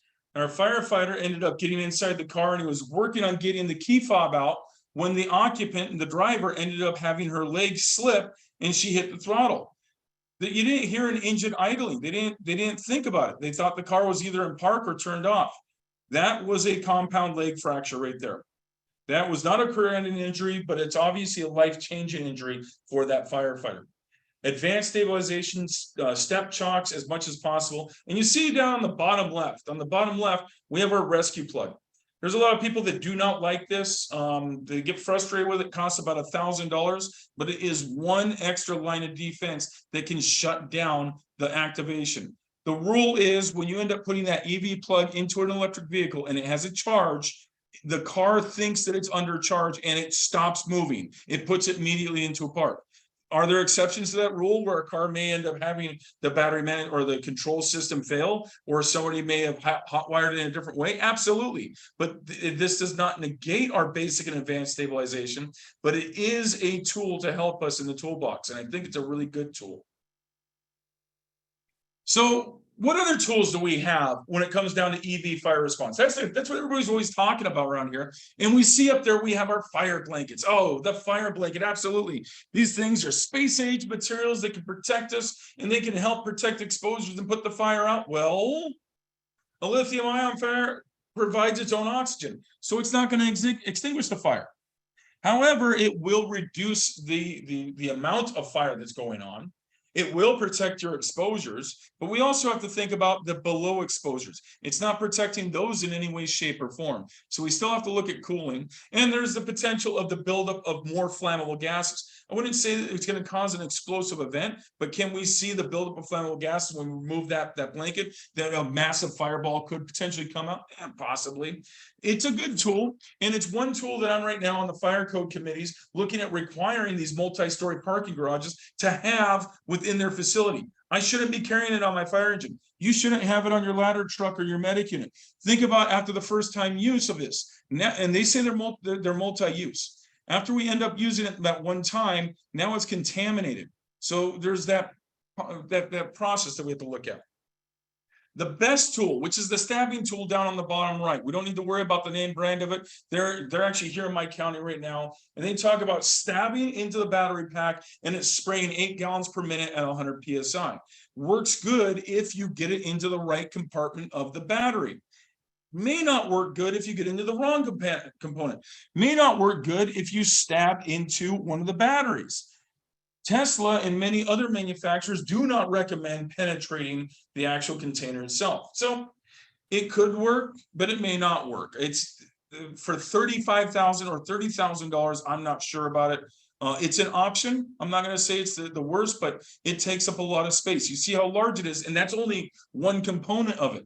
What about our encapsulating tools? We see that one of our brand names right there can take care of pretty much every fire underneath the sun, to include the sun itself. And they have done extensive tests with that on batteries like this to actually encapsulate and extinguish them. However, like Lieutenant Cassidy from FDNY talks about, the problem we're seeing with these batteries isn't that we can't put them out. It's like having a pizza box fire inside an oven. So we end up going on an oven fire and you end up spraying 1 3/4 inches onto the oven. Well, the fire is not going to go out until the fuel is consumed unless you open the oven door. I can't open up. Show me an oven door on my battery, please. I can't get into it very well. And that's the problem with encapsulators. They cost a lot of money and getting them inside is difficult. In Europe, they're also doing things like dunk pools. We end up dunking the entire car in the pool. It'll extinguish it, or at least it'll keep the exposure from spreading too much. However, now, instead of us using water application to extinguish a fire, we're putting a vehicle into water and we're contaminating it. Going back to our EPA regs and whatever our equivalents are for all of our other countries, we have now made hazmat. Therefore, we are now responsible for the cleanup of 20,000 gallons of water. Here's our option that I decided to come up with, and there's many other mass manufacturers that provide this. I literally took a decon manifold that we had for hazmat, and I went to the hardware store and bought some sprinkler heads. So we can slide this underneath the car. It's going to take a large amount of water, but it might keep the battery from going in thermal runaway. It's an option. I'm not saying it's the best option. It's not going to cause full extinguishment. So there's good things and there's bad things. Wrapping up here, let's take a look at our truck and bus types of fires with our EV responses. Wear our full PPE. Watch out for our distance because we have so much more potential energy. Life safety is absolutely critical in this. Get the people out of the bus. Keep people away. Remove exposures. Now we can't move the bus nearly as quickly as we can move things away from the bus. Considering allowing it to burn, the vehicle's total, whether it be a semi-truck, a bus, any large vehicle, it's pretty much done for. Just watch out for those exposures. We'll get our contractors and we'll work on support on disposal of it, wash our gear, and log our exposures. And then the final type of fire of our platforms are energy storage response. I know that QR code goes to FSRI specifically to their online ongoing training for the Surprise, Arizona incident, which was a significant close call for 4 firefighter hazmat technicians. That event took, the event actually happened many hours after the initial call out. Wear our full PPE, even if they're outside. Watch out for the explosion hazard now. These systems typically are in fenced off areas, and the residential ones are typically on the outside of houses or in garages. Watch out for the potential for the explosion hazard, without a doubt. Work with the electrical company to identify what the options are. If there are built-in fire suppression features, make sure to use them properly, but don't just go shutting off switches because there's a fire or there's venting gas. Some of those systems may be in place to keep the system in control. I forgot to talk about it. I think I had a slide up there. The same thing goes for cars on the auto extrication. We talk about EV car accident response. Everybody gets excited about the cut loop. They have a cut loop on electrical cars where us as firefighters can cut the power. We just pull, we bust the window, we rip this out, and we cut. The second you use that cut loop, you have disabled everything on that vehicle, to include the BMS and the controlling system. The battery management system on this, as well as EVs, is doing what it can to keep the components cool and to prevent the spread of that fire. So don't just go shutting things off willy-nilly. We'll contact those contractors for support and disposal. And once again, we're going to wash our gear and we're going to log our exposures. Wrapping up with the fire, after we get done with the fire, we have to look at the investigation. And for my fire investigators in the house, we all end up going under NFPA 921. This is where we have to have a change. And I know the 921 committee is looking at this, because right now, if we look at this and we remember some of those fires that we just saw, is there a potential that we can think that this is an incendiary arson type of fire? This is at the Spokane Lithium-Ion Battery Town Hall. This was a Tesla fire. Just the battery pack that they were testing, it was at 30% state of charge. But you saw those cells projecting. We see multiple fires. They think that it's supposed to be incendiary. So we have to teach our investigators that this may not be an incendiary type of fire. And when we start looking into the final conclusion on our fire response, whether it be EV, house fires, other items like that, we have to get those cells out of the occupancy. Just like we saw with FDNY, unfortunately, last week, they had 2 rekindles in a 4 fatality type of fire. Here's some of my neighbors up here in Washington. I decided to remove the names because we don't need to worry about blaming any of them in any way, shape, or form. They responded to 2 separate fires. Oh, wait, this wasn't the update. There was a third, 3 fires. And we see here, called to the first fire at 7 a.m. We had $6,000 worth of damage. We identified batteries most likely in the garage caused the issue. Next day, they end up going again. Larger fire, $20,000 worth of damage. What are we going to do? We're going to bust through the walls here. We're going to bust through the ceiling and check for extension because we don't want the fire to start again. Then they took the batteries out, and the batteries eventually migrated back in. Now, of course, the last time I checked, most of my battery packs here don't have legs. So somebody took the batteries and put them either next to the house or back in the garage. And then the next day, they ignited again. With the fire protection features now defeated from the response of the firefighters, which they properly did, we ended up having $780,000 worth of damage. There were occupants in the house when it ignited. Luckily, there was no loss of life. However, the question comes on down to, is the fire department potentially liable for this? Because they defeated fire safety protection features. Yes, a wall is a fire protection safety feature. And then what did we do with the battery? This is going to become common knowledge in the future that we're going to have to get these cells out. We're still learning about it. We're still working on it. All right, during the course of investigation, the fire investigators likely responsible for locating, collecting, identifying, and storing evidence. Well, how am I going to store these batteries? Well, you just put them in a warehouse, right? Firefighters are battling a huge fire at an NYPD impound facility. 3-alarm fire at an impound facility evidence locker in Brooklyn. It did not start from lithium-ion batteries. However, there were scooters, and it was immediately assumed that it was those, but they found out it wasn't. But do you think that the lithium-ion batteries inside this warehouse may have exacerbated the condition? Potentially. Do you want to be that fire investigator or firefighter that takes these batteries in for evidence, and then it burns down the evidence locker, getting rid of evidence for 30 to 40 years of cold cases or other murders or events that are out there, all because we wanted to save a few batteries and put them in an evidence locker? That's where we use products such as cell block to keep these safe. We need to make sure we keep these batteries safe and tracked. So there is cell block right there. We keep we take the products out. This stuff's gotten pretty expensive over the last few years. We can dunk those batteries in the bathtub like I talked about. Make sure they're not into any elevators, and only put the non-consumed batteries in the lithium-ion packs. I don't want to put non-lithium-ion batteries into a pack of cell block because this stuff's expensive. My micromobility, it's going to be a judgment call. Back in December, we ended up going on a scooter fire. We ended up doing overpacking and storing the batteries ourselves at the fire station outside. And then we ended up having them shipped for final disposal. Why did we do that? Because it was a 19-year-old kid that spent $3,000 on a scooter. And then I was told by my EPA representatives at my state level to have the kid wait on scene for 6 hours, and a contract cleaner would be showing up on scene to give him a bill for $900 to dispose of this. Do you think that 19-year-old kid's going to hang out? No, those batteries are going into the dumpster. When they go in the dumpster, I'm going to come back later and we're going to have to worry about that fire as well. So we have to keep these out of the waste stream. Our EVs, don't let them use a hook. We're going to use a rollback tow truck, a flatbed semi-truck to take it to a tow yard, and we have to have appropriate separation. There's a lot of manufacturers for the second responders out there, tow yards, to keep these vehicles separate up to 50 feet away.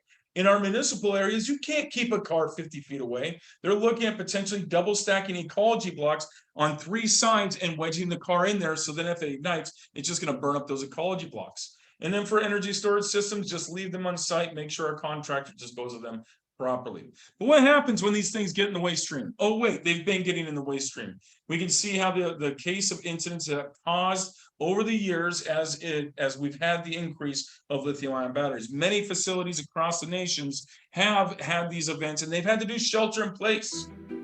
Let's see some more stuff from Britain here. Our zombie batteries. Has your jurisdiction seen an increase in dumpster fires? Is it just because of people starting fires for the fun of it, or is it because of our zombie batteries? These start getting big. We've had a few in the last few years, like I said.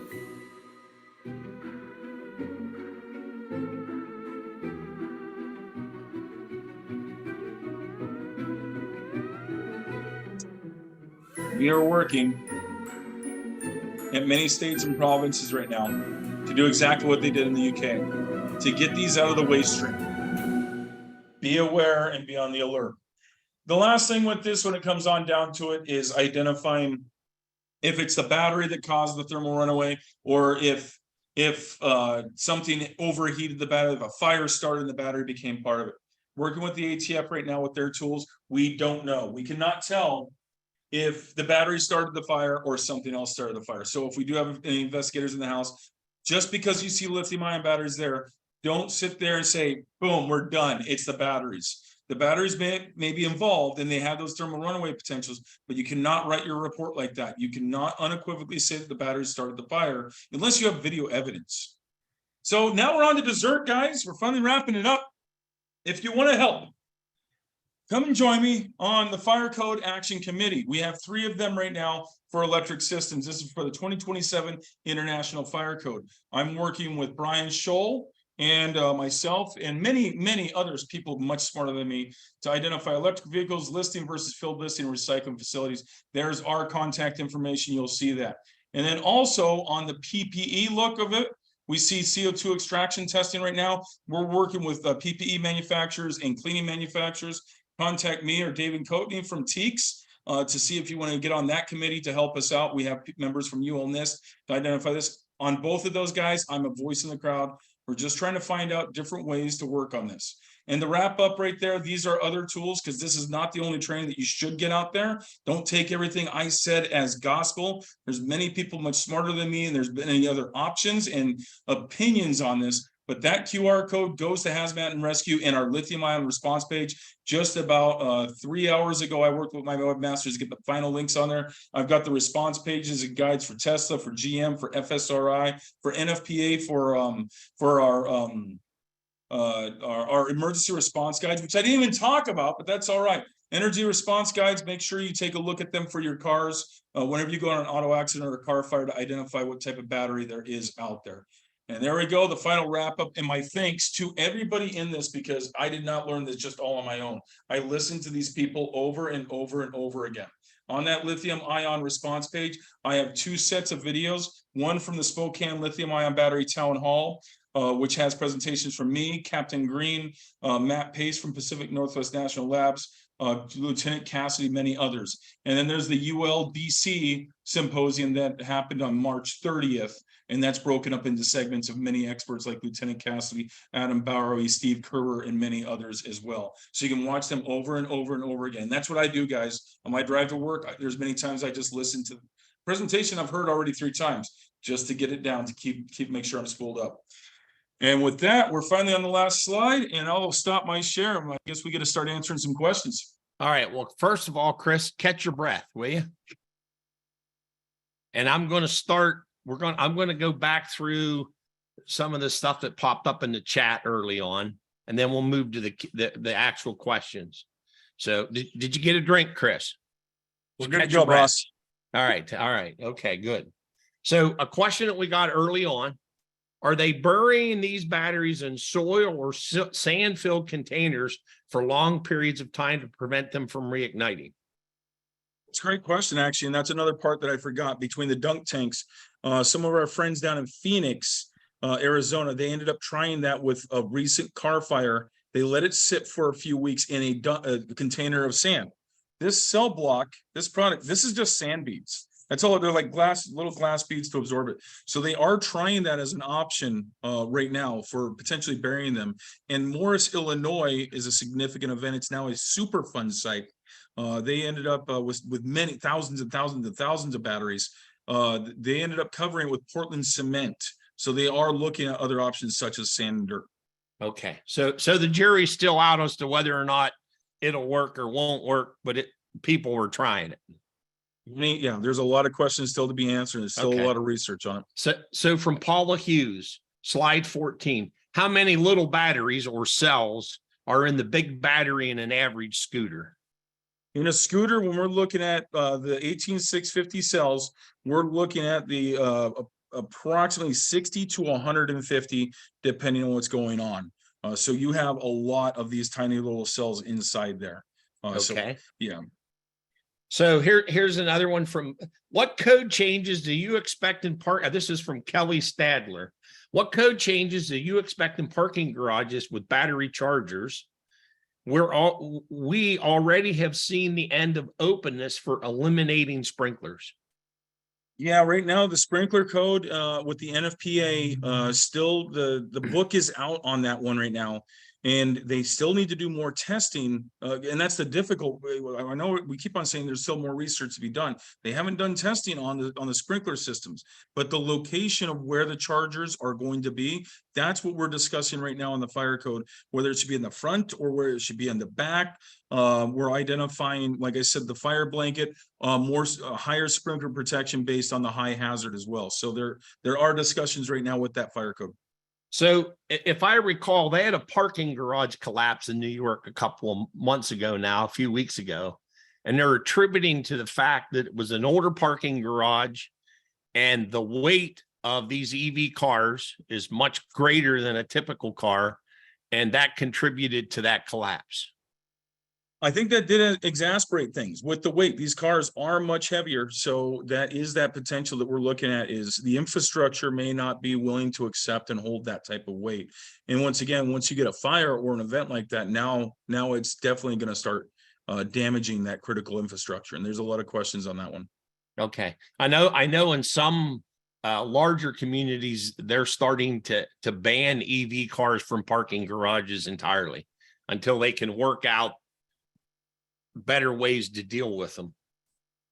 And I think that will be an option, but I think it's a short-lived option, because we are going to get to this saturation level, and that's the unfortunate thing. Like Norway talked about with the ferries, they can do it for right now, but there's going to be so much pushback. But we'll see how it continues to progress. So a comment from Tom Williams: and look out for the fine print in your homeowner's insurance policies. They are starting to deny fire damage or attach garages with charging systems installed.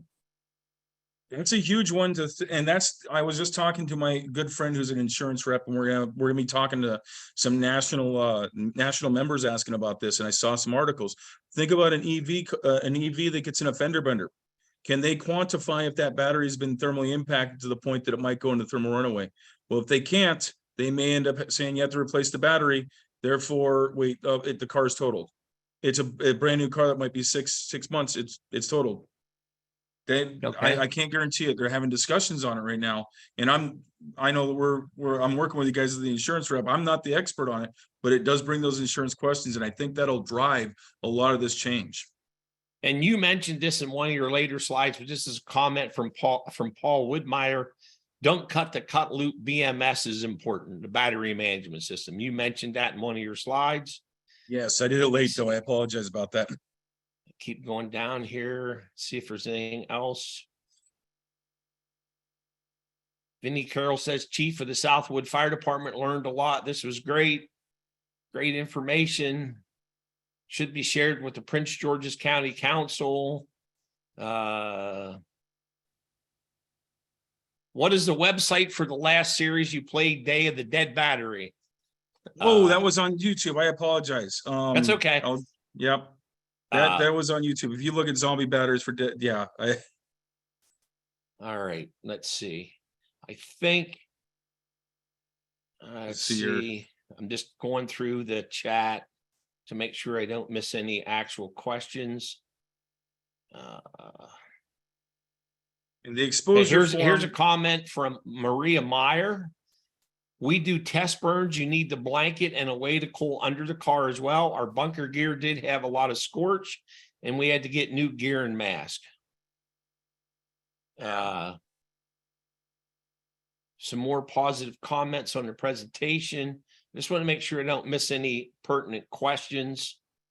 And I see one right there for the exposure form. Remember, and it's not the only one, but PIERS, PIIERS.org is my local reporting exposure reporting organization. But N4s is another app that she was just on the cover of Crackle, and she's Dr. Sarah. I feel Sarah Janke. Yes, Sarah. Yes, because I'm going to be seeing her in Tulsa the next month. She pushed N4s pretty well, and she's big on the with the N4s, there was a question in there earlier. With the N4s, it's free. So whether you're a volunteer department, that's NFORS, you can download the app. The other thing is if your fire department's using a reporting system, and I don't care if you're using Firehouse software or whatever RMS you're using, they should be logging this there as well. But if you want to make sure you can account for yourself, the N4s app is a great way to go. Let's see. All right. I think, let's see. There was a question in here. Sam, you can we'll take care of this. So just to remind everybody, you'll get a follow-up email that'll have the links. It'll also have a PDF form of Chris's presentation. There will also be a link to the Provident YouTube page, so you can go back or share this with anybody else. Let's see. I'm going to just make sure I don't want to miss questions here. And here's a good comment from Darwin. I live on a Native American reservation. There aren't many places for water except for what's on the truck. There have been many tours coming to the reservation. I really like the let it burn. Yeah. Okay. And it just comes down to educating the public on a lot of this. That's one of those big ones. You just have to have a good PIO game.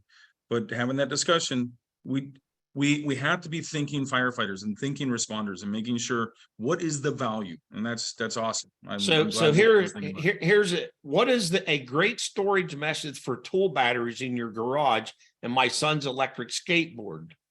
Excellent presentation, changes the way I'm looking at things around my house. I can tell you this. I have lithium-ion battery tools at my cabin, and when I leave there, the chargers get unplugged and the batteries get removed from the charger. I don't want them plugged in when I'm not there. It is changed the game, right? And that's in all of them. Even when I first started learning about this, it changed my way for storage at my house, and it's just something that we didn't know. Remember, once again, that the garage does provide 2 hours of area separation per code. Obviously, it's going to do great over time as we start punching holes in it, but keeping those batteries in the garage and out of the living space is one of those critical factors for us. And just like Chief said, leaving the batteries off the charger and leaving them disconnected. Once it gets fully charged, leave it off the charger. That's the way to do it. Josh Gasparini, how do I email the Excel sheet for a multiple agency credit? When Sam sends out the information tomorrow, if one person's registered, he'll include the information on who you should send your Excel spreadsheet to, so we can make sure we get the right information for the certificates. So here's one final comment in the chat. As a fire investigator, I'm curious about 921 additional chapter on this possibility. It's going to be a big one. That's the IAAI has been talking a lot about that, and those flaws that I just showed in chapter 17 and chapter 23. I know that they're going to update that language, and some of the writers of NFPA 921 are absolutely aware of this. I haven't had much of a discussion with them since, oh gosh, that was only in May. So it's been 4 weeks since it's been a busy 4 weeks. So I did miss one here from Michael. At what temperature does lithium ion begin to thermal runaway? That's going to be the difficult when 360 degrees is when that separator typically fails. And you can get really good information, much more scientific information from UL NIST. They have more training than just the Surprise Arizona event. Like I said, their training is free on FSRI, and they have a lot of science on basic firefighting, for fire investigation, as well as energy storage systems, and then the chemistry of batteries. Adam Bauer, I think it's Adam Bauer that put that together. He did presentations at the ULDC symposium as well. From what I recall him saying, it was 360 degrees, but you're not going to be able to see it on a tick if it's inside a battery pack, because this tiny little cell is inside this. And it might be in the middle of it, and my tick won't pick it up. So that's why I say use that tick as caution. It will identify if you get an elevated temperature, but we don't want to sit there and say, oh, it's 330 degrees, we're fine. So we have to take a look at that, and we're seeing comments in there that it can be even lower temperatures. And yes, I'm using Fahrenheit because we're here in America. Yeah, someone has posted here as low as 140 as a possibility. So I'm going to jump out of the chat here after I take these last two. Then I'm going to jump into the Q&A, because now we're up to 25 questions in the Q&A. Best documents to get to buy in on safety for e-equipment such as forklifts. That's going to be the symposiums. And I tell you what, almost every single time we've had a symposium and a conversation, it's been because of an event. You look at East Palestine and the train derailment. What is the Federal Railroad Association doing right now? They're trying to make it mandatory that every responder within 10 miles gets that train consist. That would have never happened without that derailment. Like, I don't like saying that, but that's kind of the crux of it. Bringing the information that I have on my webpage from FSRI, from Tesla, from all the other resources that we have on there. I got about 15 of them. Bringing that to them to include a draft policy. There's a draft SOG on there for training purposes only, but that draft policy is usable for anybody in any way, shape, or form on their for their department. And that was a big thing that I ended up pushing. Is a lot of these instructions, not that I'm the smartest one of them all, a lot of them talked about the hazards, but none of them talked about the response. And that's what we wanted to do here tonight. That's why I have that policy on. Well, and I would think too that managers and of places that have forklifts, those people need to get engaged in some of this training too. And because we as first responders can go out and tell these people at Lowe's or wherever it might be, these big warehouses, hey, you need to, they're not. So if the managers themselves hear it from, Chris, you can't be an expert in your own hometown. So if I send Chris Pfaff to Pennsylvania to go to a Lowe's store and tell a manager, you need to pay attention to this forklift stuff, he's going to go, wow, this guy's really great. So here's one. I'm a first responder and fire instructor, but at my regular job, I have 3,900 parking spaces under 7 buildings, 6,000 people. We have 13 charging stations. Trying to explain this could be a problem in our facility if an EV occurs. Fire prevention and safety training up front to educate these people ahead of time is, I guess, what else do you do? And I think that's where that discussion, that's what I'm trying to push at that. And I'm just one voice on that panel that have that garage having at least one, if not more than one battery blanket to keep that. The car fire may not be extinguished by the battery, but the infrastructure can be protected by it. So that would be my recommendation, but it's not required by code right now. And sprinkler upgrades will help protect exposures, but they can get overcome rather quickly.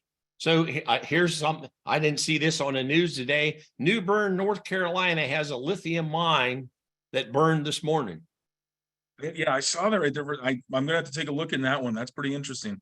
So we continue to see this happen over and over again. Trish Ross, I'm not sure what HSEQ is. I'm assuming health safety consultant. Clients don't believe it. And a lot of people, we're seeing it everywhere. This won't happen where we're at. New York has this problem, not us, because they have the population. I thought it was environment or occupational health. That's what I was assuming that. Thanks, was. Trish. It is important. The videos kind of help show it, and that's the good thing, is that this video will be on there. It's not the only one. There's little clips of videos, and that's a good thing that I have on my webpage. Not that I'm trying to push it, but that Lithium-Ion resource page has a lot of different clips for videos as well for us to go on there.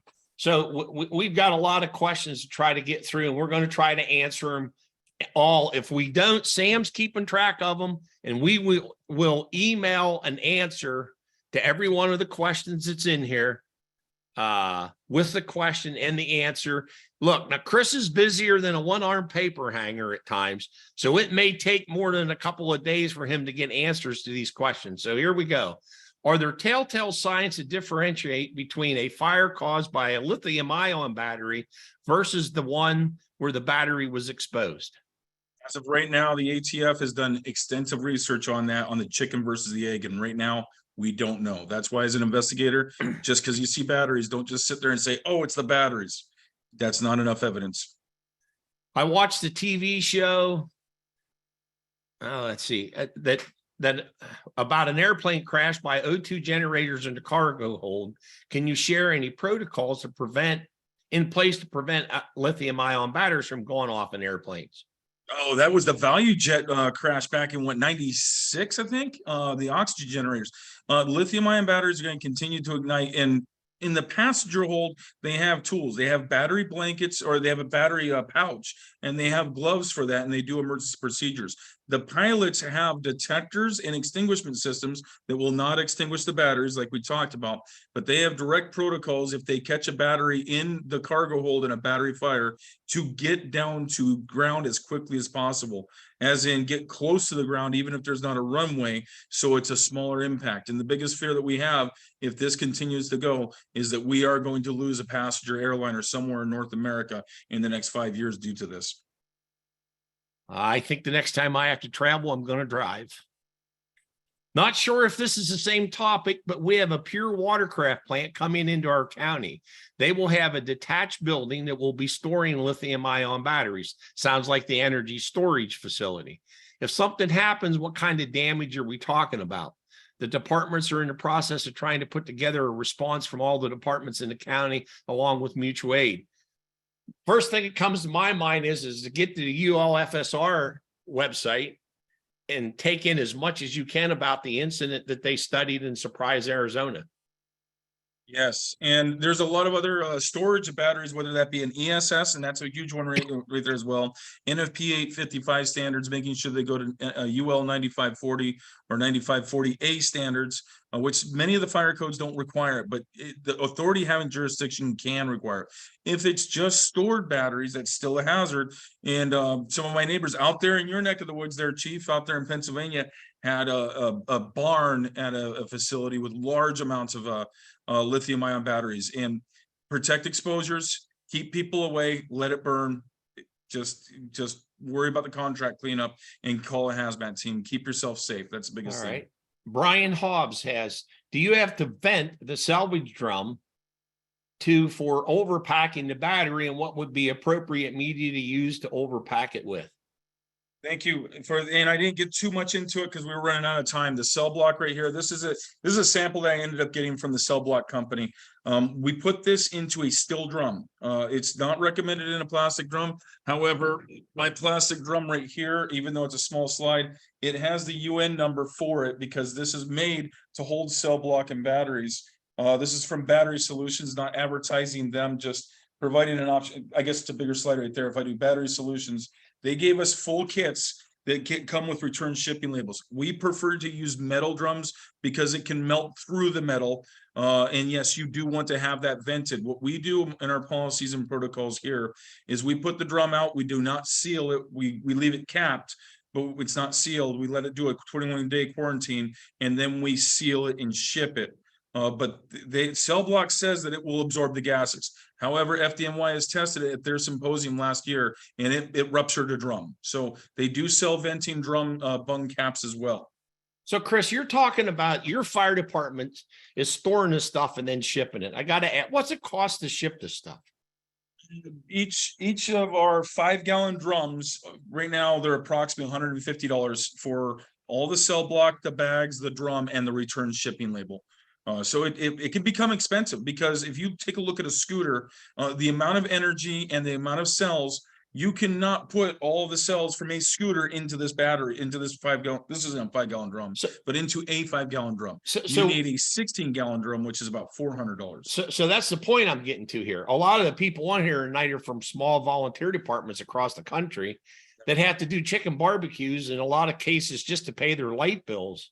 So while you were talking about this, I mean, do you know of any states who have aggressively come up with plans or methods to be able to tell fire departments when you have an incident like this? So, for example, in Pennsylvania, you should call the Department of Environmental Protection and we'll take it from there. Do you know of any states where the environmental protection agencies have stepped up and agreed to do that?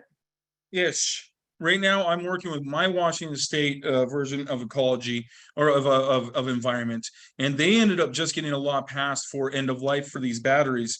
I know that there are some other states that are working on grant funding and other items like that. And according to EPA laws, and this is a big thing, this is why it hits the hazmat thing, we don't take hazmat home, but these batteries can cause a problem for us later, so we may have to take them home.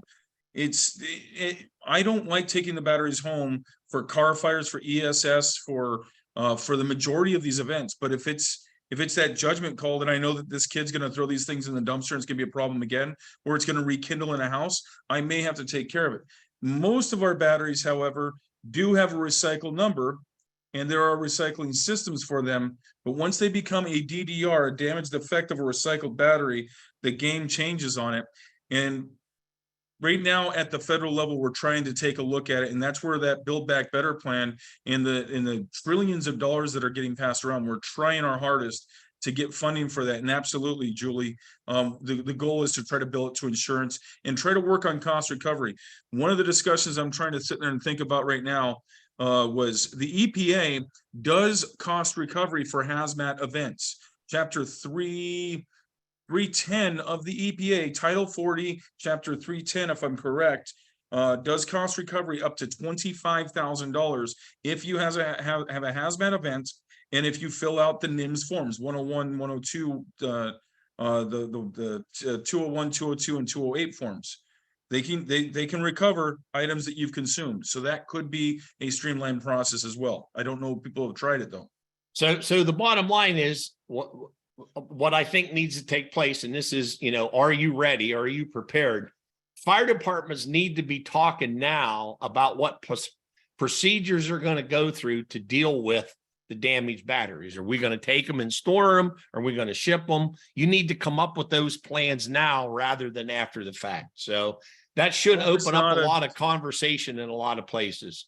Correct. Richard Lingle can have a plan. Richard Lingle, what about electric fire apparatus? Yes. We just showcased one just recently, and they're in our neck of the woods. Obviously, Los Angeles has one. There's 3 departments, I think, in Washington State that have them. They're coming. They're going to continue to come. But once again, most of these manufacturers, they come from tier 1 battery manufacturers, so they're typically high quality. So I'm not saying that there's no threat and no problem there, but this is a hazard that we can address. The biggest problems we're seeing right now are not from Teslas, are not from semi-trucks, are not from buses. We're still seeing some of them. There's going to be manufacturing defects, but we're seeing it from the scooters. We're seeing it from the Stomp and Rob, or the tiny little, the worn down, broke down battery charging systems, or other things like that. So that's one of the big things, is having planning and understanding that they're high quality batteries. Okay. I personally don't like electric fire engines myself. I like the old diesel, but it's coming. It's going to be a change, and that's all right. So we already took care of this one from Kelly Stadler about the code changes in parking garages. So we can move on to Justin Connors. How do you dispose of cell block X bucket once you've placed the batteries in it? There we go. Just like I think there was a few comments on the side, call to recycle or battery solutions. These come with, when you order them, unless you have the proper system, you order them with a return shipping label, and then you pack it up and seal it properly, slap the sticker on it, and it goes back. It's almost like an Amazon return. When I print out the label, and that's all part of the cost for some of them. Other agencies do it differently. FDNY works with their Department of Sanitation. The city of Seattle pays for the shipping themselves. There's other agencies that decide not to do it, different avenues in different ways.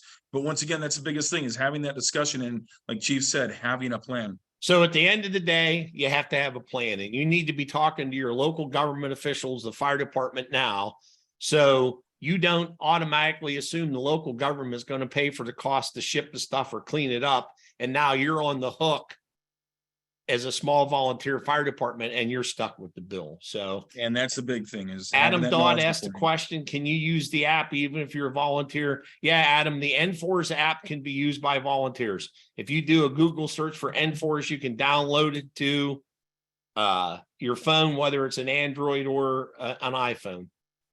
Jeffrey Schobrell. Yeah. What would the best practice be when it comes to what type container bucket to remove the batteries? Also, should we fill the bucket with water when they're being removed? When you're getting it out of a structure, when you're getting it out of a house, anything to help move it. I would prefer not to use this is a plastic drum. I'd prefer not to use a plastic drum. A metal drum or a bucket would be preferable. But if you do fill it with water, that water should absorb the heat, but metal drums are the best. But like I said, there's agencies I'm holding a plastic drum because this is what we ended up getting.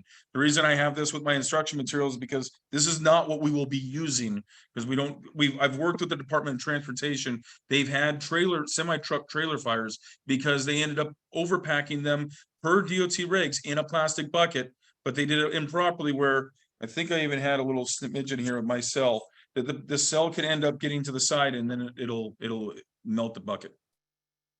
Okay, Justin Fox, what are the typical temperatures that can indicate thermal runaway when using the tick to monitor for runaway?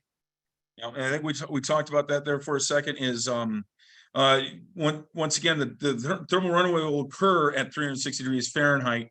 But when we're looking at the whole battery itself, you won't be able to see that temperature inside here. So you're just looking for an increased heat temperature or signature on that tick, and not an actual temperature change. And Andy Starnes of Insight does a lot of great tick training. He has a great free YouTube web page, and it's not just on. He doesn't talk about this. He talks about firefighting and tick use, and that would help on that as well. Andy Starnes, it's great stuff. But it's just a temperature change we're looking at. All right. You briefly covered this in your presentations. This one's from Stephen McCarthy. Are car fire blankets effective for EV fires? They're effective to protect exposures. Once again, the blanket itself is going to get contaminated with those smoke, those particulates, and that's what we're trying to test right now. Even though they say they're multi-use, I wouldn't trust that. But of course, that's up to whoever's out there, because of these products, these oxides of metal, they're being found in contaminants big time with this. That's why that's why I'm trying to push for fire departments not to use to purchase them, occupancies to purchase them, but they will protect the exposures. But we have to watch out for the exposure below on the ground. Okay. Julie Phelps made it. Lithium-ion battery response page. It could not access the QR code. It was partially covered. Is there a way to have a list of these? I'm going to mention this to Sam again. Sam will, and why I'm thinking of it, I got to throw this in here. I know Sam's getting a little antsy because we're already beyond 2 hours. Sam's the marketing director for Provident.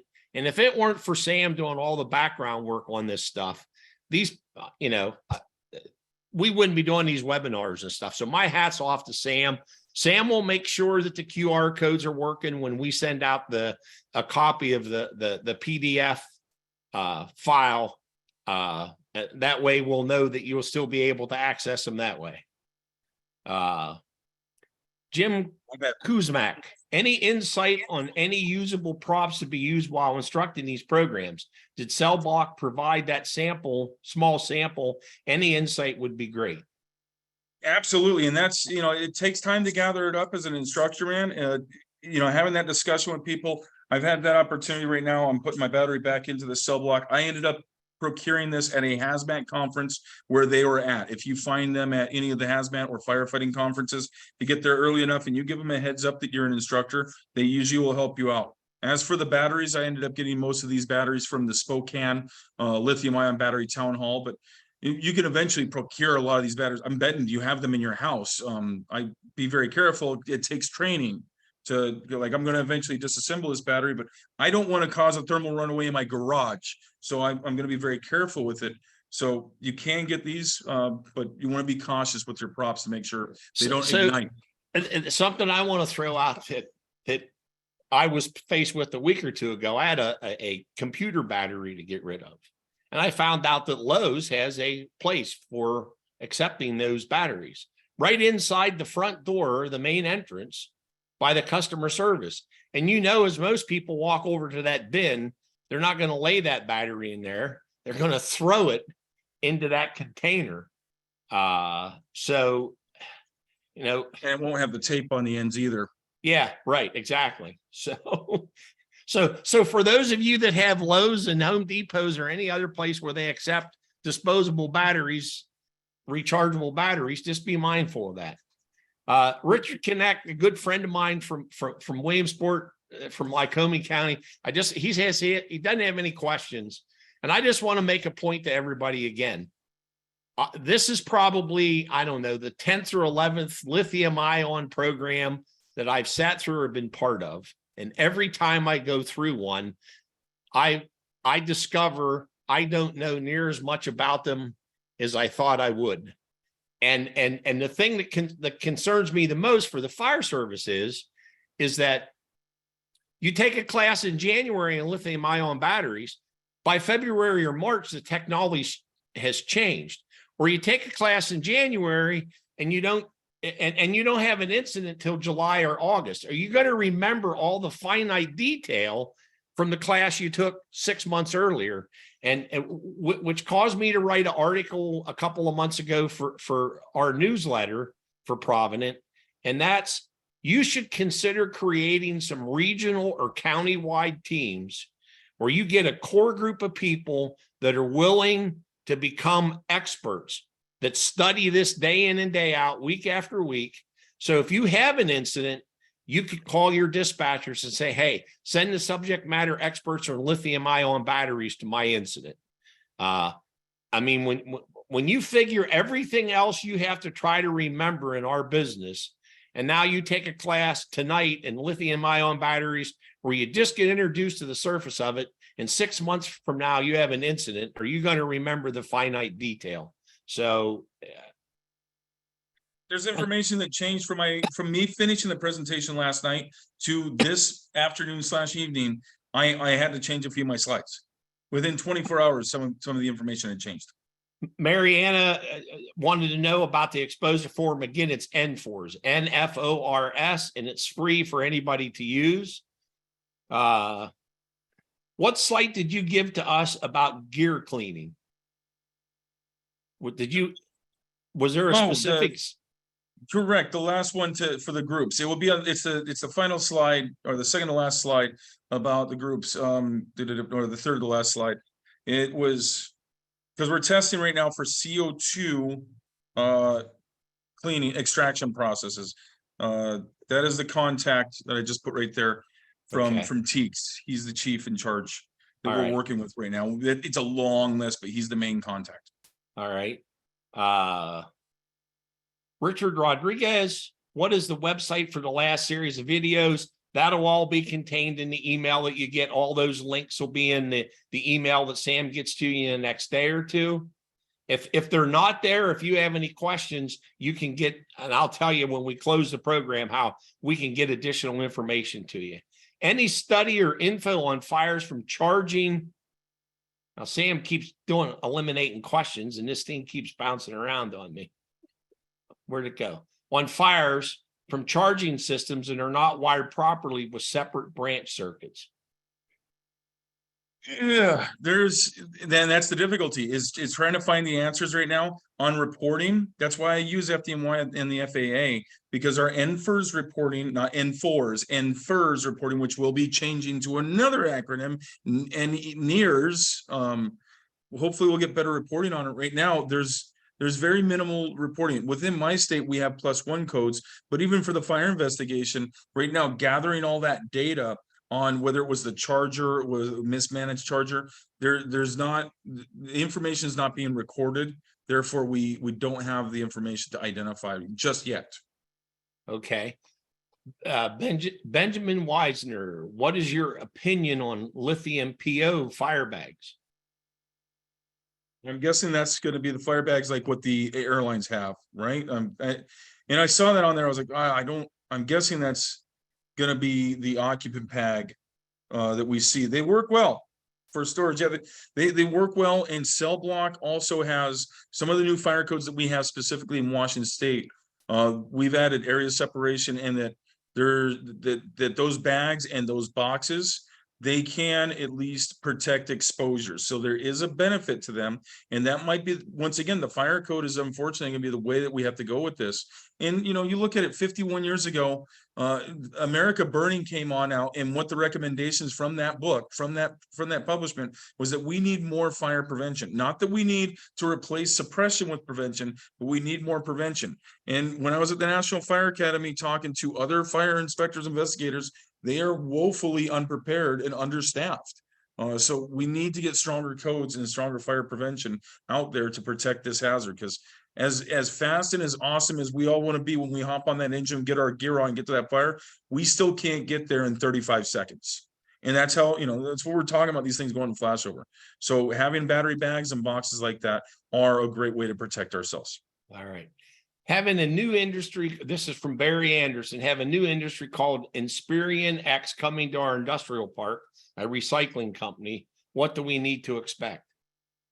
Lots of batteries potentially causing small hazards and then eventually going into large hazards. Right now, once again, the fire code committees that we're looking at, we're looking at addressing that right now specifically. There are heat detection systems that they have out there. There's some other protections that they can have for recycling facilities, because of course they're going to take a lot of other items as well. But watching out for the area of separation and having thermal imaging and flame detection devices can really help out for an event like and a lot of it, I guess, would have a lot to do with the codes review before the building's built, what kind of enforcement's there, whether or not your codes people are even up on that stuff. I mean, it's depending on the community you live in, where you're in the country, there may not be anybody involved with the construction beforehand. It's, hey, there's a building. What is it? Now you're left to deal with it. So the fact the fact that he knows that it's coming, he's got a leg up on a lot of people already. Absolutely. What are your thoughts on lifting an EV car that's on fire to help cool the battery pack? It's common tactic. Sacramento has done it a few times. They ended up actually burying a car in water, built a berm around it. But the second time they used using rescue jacks and high lift jacks in full PPE, on mask, on air, lift the car up to get that cooling under it. That's an advisable tactic, but watch out and be aware that car can still move. Watch out for the vents. If you do it professionally and in a good tactical fashion, it can be done. Yes. Okay. Let's see. Julie Phelps asked, is the cost then billed to the insurance? So are you billing insurance companies after you deal with these things? We have not. And that's it, but it is a discussion and it's a possibility. There's nothing to say that the fire department can't bill an auto insurance company, because right now we bill medical insurance companies if we do transports. So it is a revenue stream. And that's with this presentation tonight, I don't have all the answers. There's still the discussion that has to come on up, and many agencies are going to do it many different ways. But that is, I know that for auto extrication, there's some departments out there that do charge the insurance company. So if that's a process, I would say go for it. And Tom, a suggestion I'd have to you is reach out to some of the major insurance companies in your area and ask them the question. If we have an incident involving this and we ship this stuff back, would the insurance companies pay for it, and get an answer ahead of time? Trish Rosh has a question. Is the ACP, Association of Continuity Professionals, part of the discussion symposiums or DHS? I don't know right now. And I'm not on every single panel. I know I mentioned a lot of groups and a lot of members that I'm out there.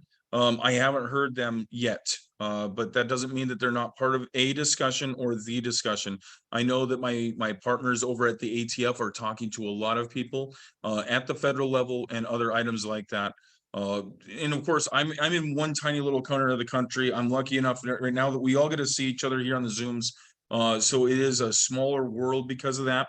But right now, when it comes on down to it, we need to have more discussions, and I hope that they're having discussions, but I'm not aware. Okay, I'll go down through here quickly. I think we pretty much. Oh, someone said, oh, never mind. I wish I've been to Carlisle. All right, let me see here once. I want to make sure. A drone pilot, part of our inspection process is to watch out for puffing on the casings. Is this from having a separator damaged? It would be from damage of the battery itself, the puffing of the smoke, because I just put all my batteries away as we're sitting here talking. I literally have I have a bulge pouch battery, which one of my partners out there not too far from you right there, Chief, in Pennsylvania, showed me, and he's like, be careful with those terminals, they're actually live. I'm like, yeah, okay, I'll make sure to watch out. The pouch cells, they'll expand, and the batteries in those drones, they'll expand and they will vent out, and that means that the battery has gone into a minor thermal runaway. Those pouch cells are a little bit less hazardous, but they still have dangers with it, and that's what that puffing would be. And to Paula Hughes, her comment is government officials are not going to allocate funds for much needed things like this. That's that continuous battle that we're going to go through for as long as the fire service exists, trying to convince local government officials that we have a problem before we have a big disaster. And then the typical reaction is, oh, gee, why didn't you tell us about this? And let's throw lots of money at it and maybe we'll fix it. So, all right. The sooner we can be prepared with the tools when that unfortunate event happens, our local, state, and national leaders hopefully will be able to provide funding, and we'll have everything in place for it. That's our hope. Training, not tools. That's my ultimate thought right there. I got to bounce back here quick. This is pretty important. Do you know if all reputable car manufacturers note the location of emergency battery vents in the vehicle ERG?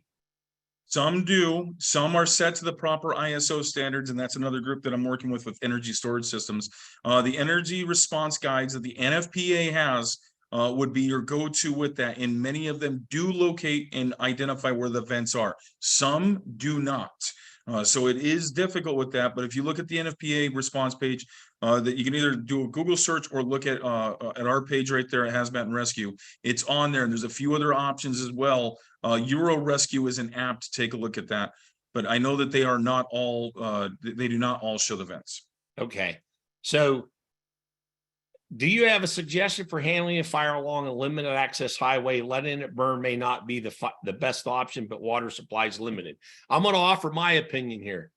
This is a hazmat incident. And if ethyl methyl ketone was leaking on that limited access highway, we wouldn't have a problem in shutting it down. So I personally, if I was still a fire chief, would not have an issue with shutting. I know the police may have a heart attack that I want to shut down the highway, but what other option do I have? What do you think, Chris? Look at Philly. Did they shut the freeway down? Well, yeah, the semi truck shut the freeway down. It happened, right? And if there's options to be able to potentially move the car, and that's another option some of my members have talked about. What about throwing a battery blanket on the bed of the tow truck and then wrapping the car in the tow truck and putting it up on rollback and following it and escorting it with a fire engine off the freeway? Well, that's an option, but how much risk are we taking to keep traffic flowing? Like, it comes down to NFPA 1500 Chapter 8. You risk a lot to save a lot. You risk a little to save things of value. You risk nothing with no value. That car has no value.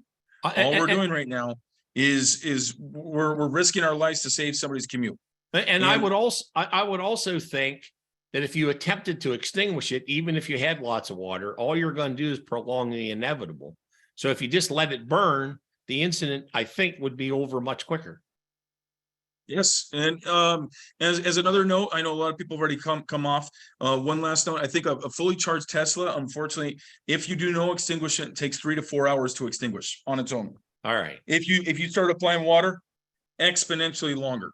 All right, so we got to move on now because I know Sam's going to have a cardiac arrest here if I don't get moving. So, but this subject is so important to the fire service.